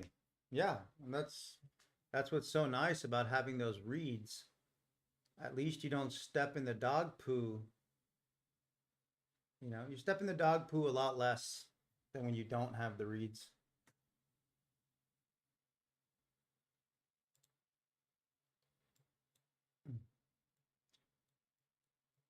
Well, let's see if this could, you know, we've got still two more bars, two more 10,000 bars, 10,000 contract bars until this closes here. So, you know, you got a little pocket here. I don't expect it to hold, but if it did, that'd be cool if it drove it back down to give us an opportunity.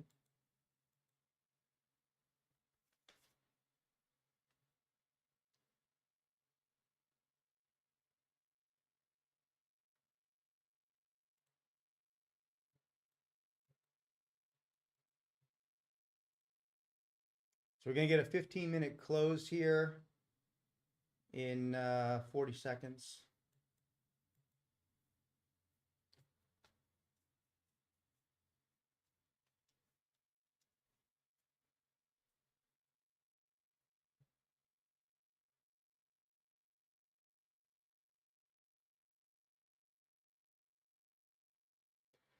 Yeah, look, I think we're doing good. I mean, these markets, in my view, I mean, if you look at all this on the Nasdaq, and it's the same, you look at, okay, gold's been going straight up. That's true. But silver, you know, the other commodities, the indices, I mean, the bonds, I mean, there's a lot of mess going on, and it's been challenging to read, but we've been reading it very well, I'd say.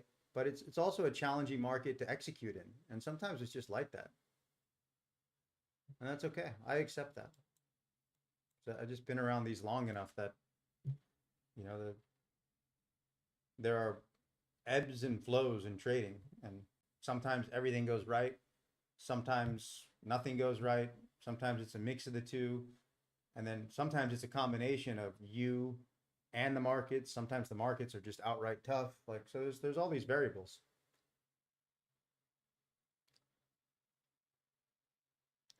I think we're doing great. I would love to get a pullback. That'd be nice.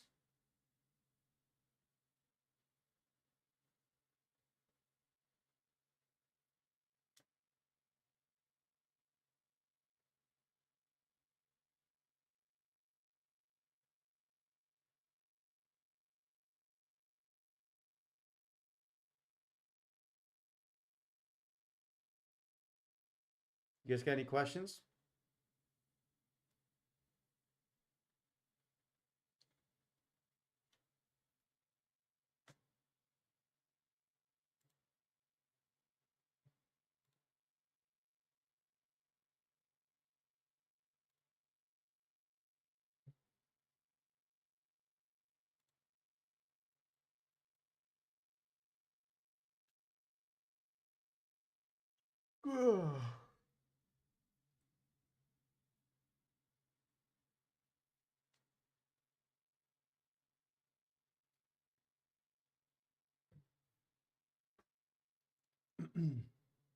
I mean, look at this hourly, guys. I mean, this is just straight up. So if you got a piece of this, congratulations. If you didn't, you know, don't be too upset. This is, oh, it's just going straight up. Yeah, but that's, you know, it's not the easiest market to trade.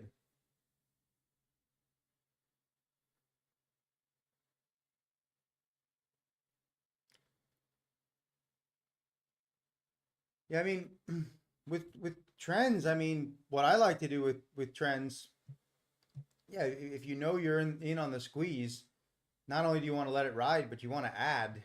And it's a lot easier, I find, if you get that initial entry right, then adding is a lot easier. Because then you don't have to be as picky on your add-ons, right? So this was just, you know, I didn't really know this was squeezing. You know, it's not like, so if you look at the daily, like, let's be honest with ourselves, right? There's a lot of resistance here, right? Even though we're coming out of that flash and we expected strength in Asia and London, that is what happened. So being on the right side of the market is definitely helpful.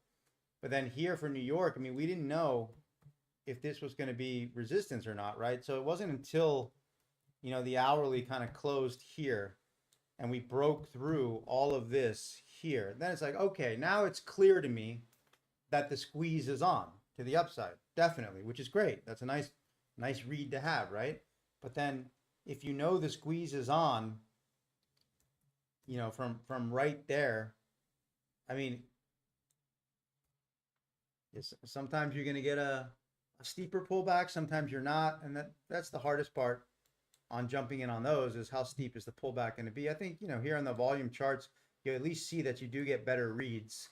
I was just looking for a little bit more of a pullback for whatever reason, because here on the 50,000, but I didn't get it. So, you know, that just happens. But I think it's Larry Pesavento who says it's not about the money you don't make, it's about the money you don't lose, right? It's a very important quote.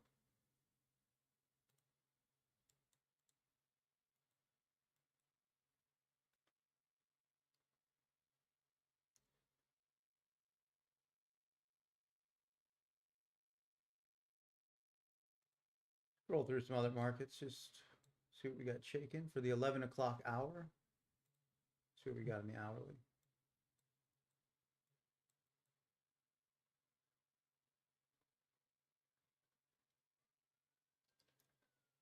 So ES trending up, we know that. Nasdaq trending up. So obviously you don't want to look for reversals on squeeze day.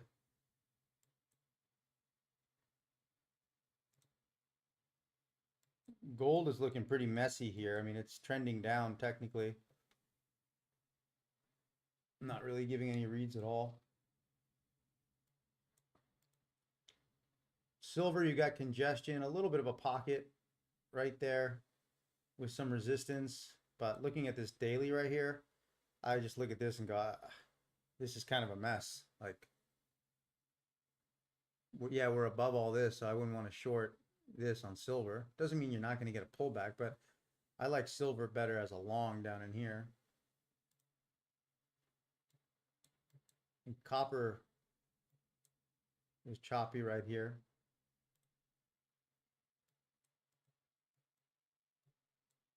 Platinum, I think, could be setting up for a nice long tonight at the close, because you're pulling back into all this weekly crossover support in here. You might get a nice little flash into this daily congestion zone.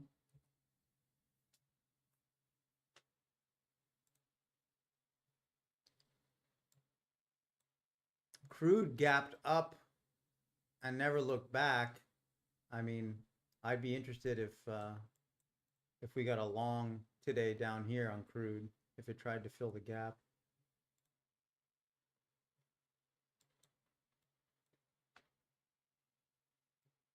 Nat gas, very, very weak.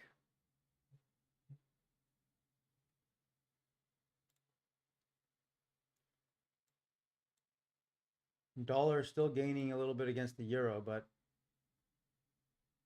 we'll see how much it can juice out of that. Bitcoin's up huge.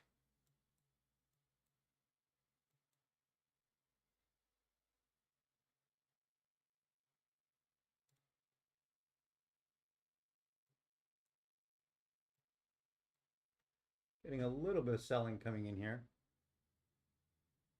Yeah, seeing a bit of a pullback, Ralph, which is great.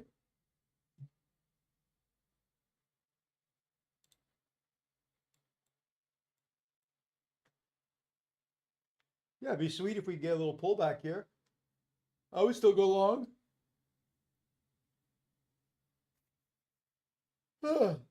Yeah, so the trend playbook, for me, if it's a really clear trend day, I just wait for the lower time period, whether it's, if it's a 15-minute or a 5-minute or a 10,000 volume or whatever it is. I just like to wait for pullbacks to the congestion support level, like there. And if you're in a pocket, that's nice. You know, that's a good pullback. That one didn't make it down here, but it still has a really nice pocket. You got, so the trend playbook is just waiting for pocket pullbacks, and it works great.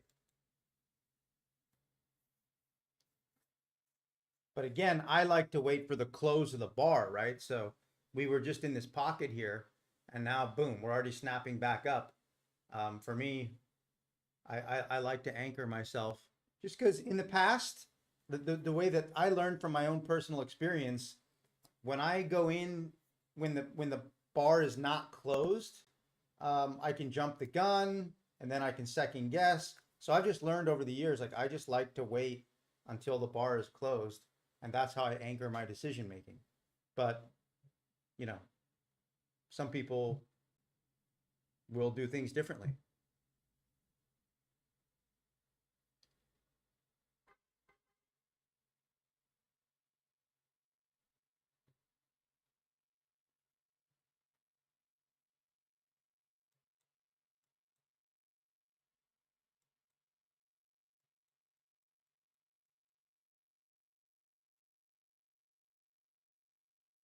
Yeah, that's how I feel about it, Ralph. I'm much more about like mitigating my losses.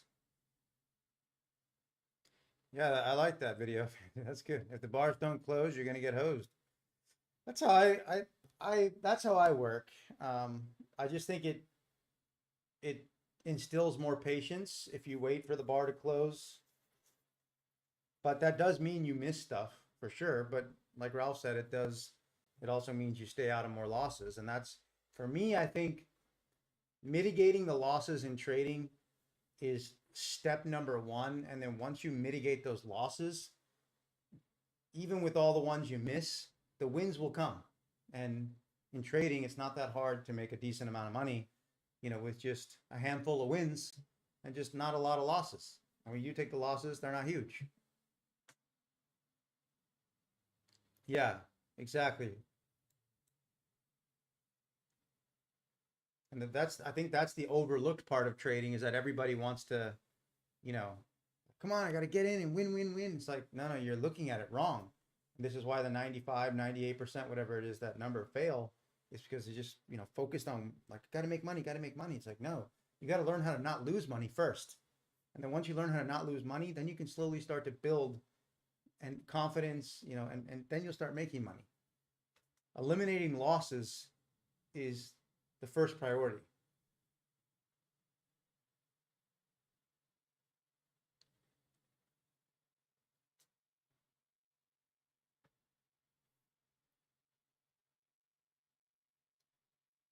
Yeah, video fan dude's got the rhymes going. If you're trying to win, you're gonna spin. We got to get Eminem to rap like a futures trading song about that. Oh yeah, Best Loser Wins is great. I love that book. Tom wrote a good book. He really talks about all this in detail about the psychology and how, you know, he's taking losses. If you can't take losses, you're going to be in trouble.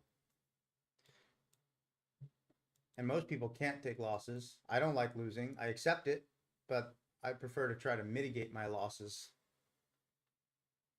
Yeah, the VolPro album. That'd be sweet. We turn like the VolPro music label. Get some people rapping some future songs.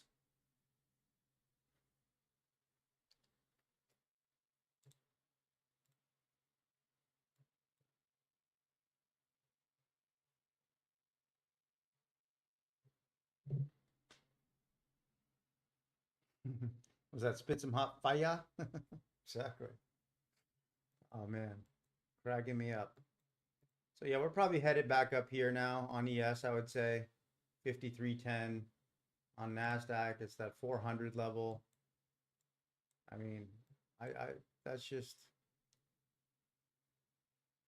guys, look at the weekly here. I just really this is so important. Like, I mean, just look at last week into that pocket and then down and now into this pocket and back up. Like these are like, I kind of call them chopsticks, right? It's that's it's crazy.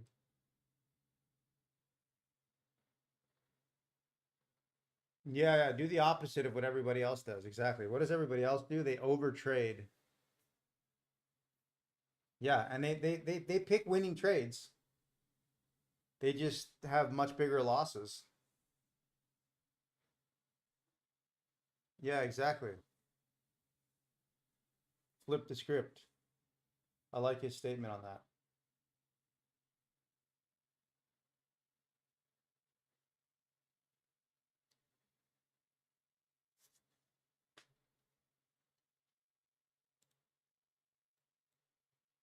I'm just kind of hoping, I'm going to just be watching this, you guys. And I'm just, if you guys want to watch your 15-minute charts, I think these are definitely the markets to focus on the rest of the day.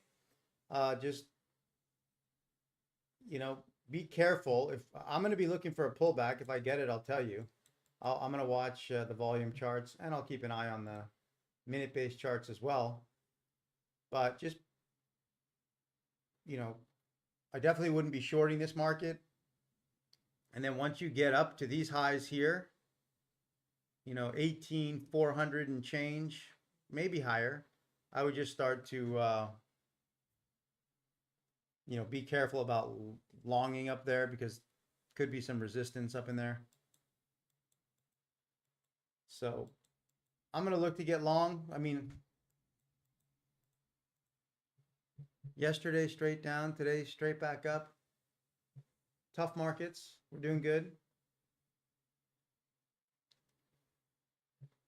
I think gold will end up closing the day down here. So I do think that these core DMLs, we just kind of punched through further, but we went right to the daily core up there, which is cool.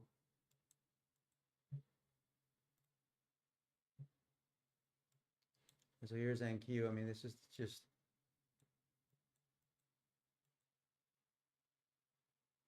any scalpers. You guys got if you guys like the scalp, you got the mental capital, get in there and scalp from the long side. You probably, at least you've got the direction correct. So I'm gonna leave you guys there. Let me know if you have any more questions. I gotta get with my developer. He's in Sweden.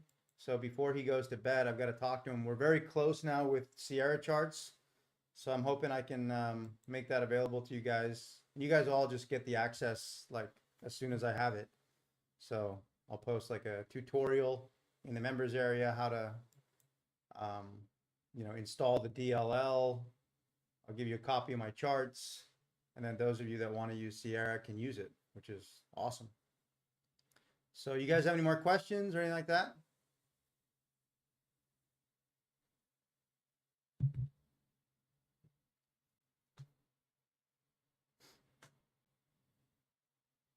Thanks, Ralph. Appreciate you guys being here. Yeah, you'll get my chart books, everything. Thanks, Verve23. Appreciate it, man. Thanks, Adam. Yeah, we're finding our way in the stream, and I thought today was a good stream.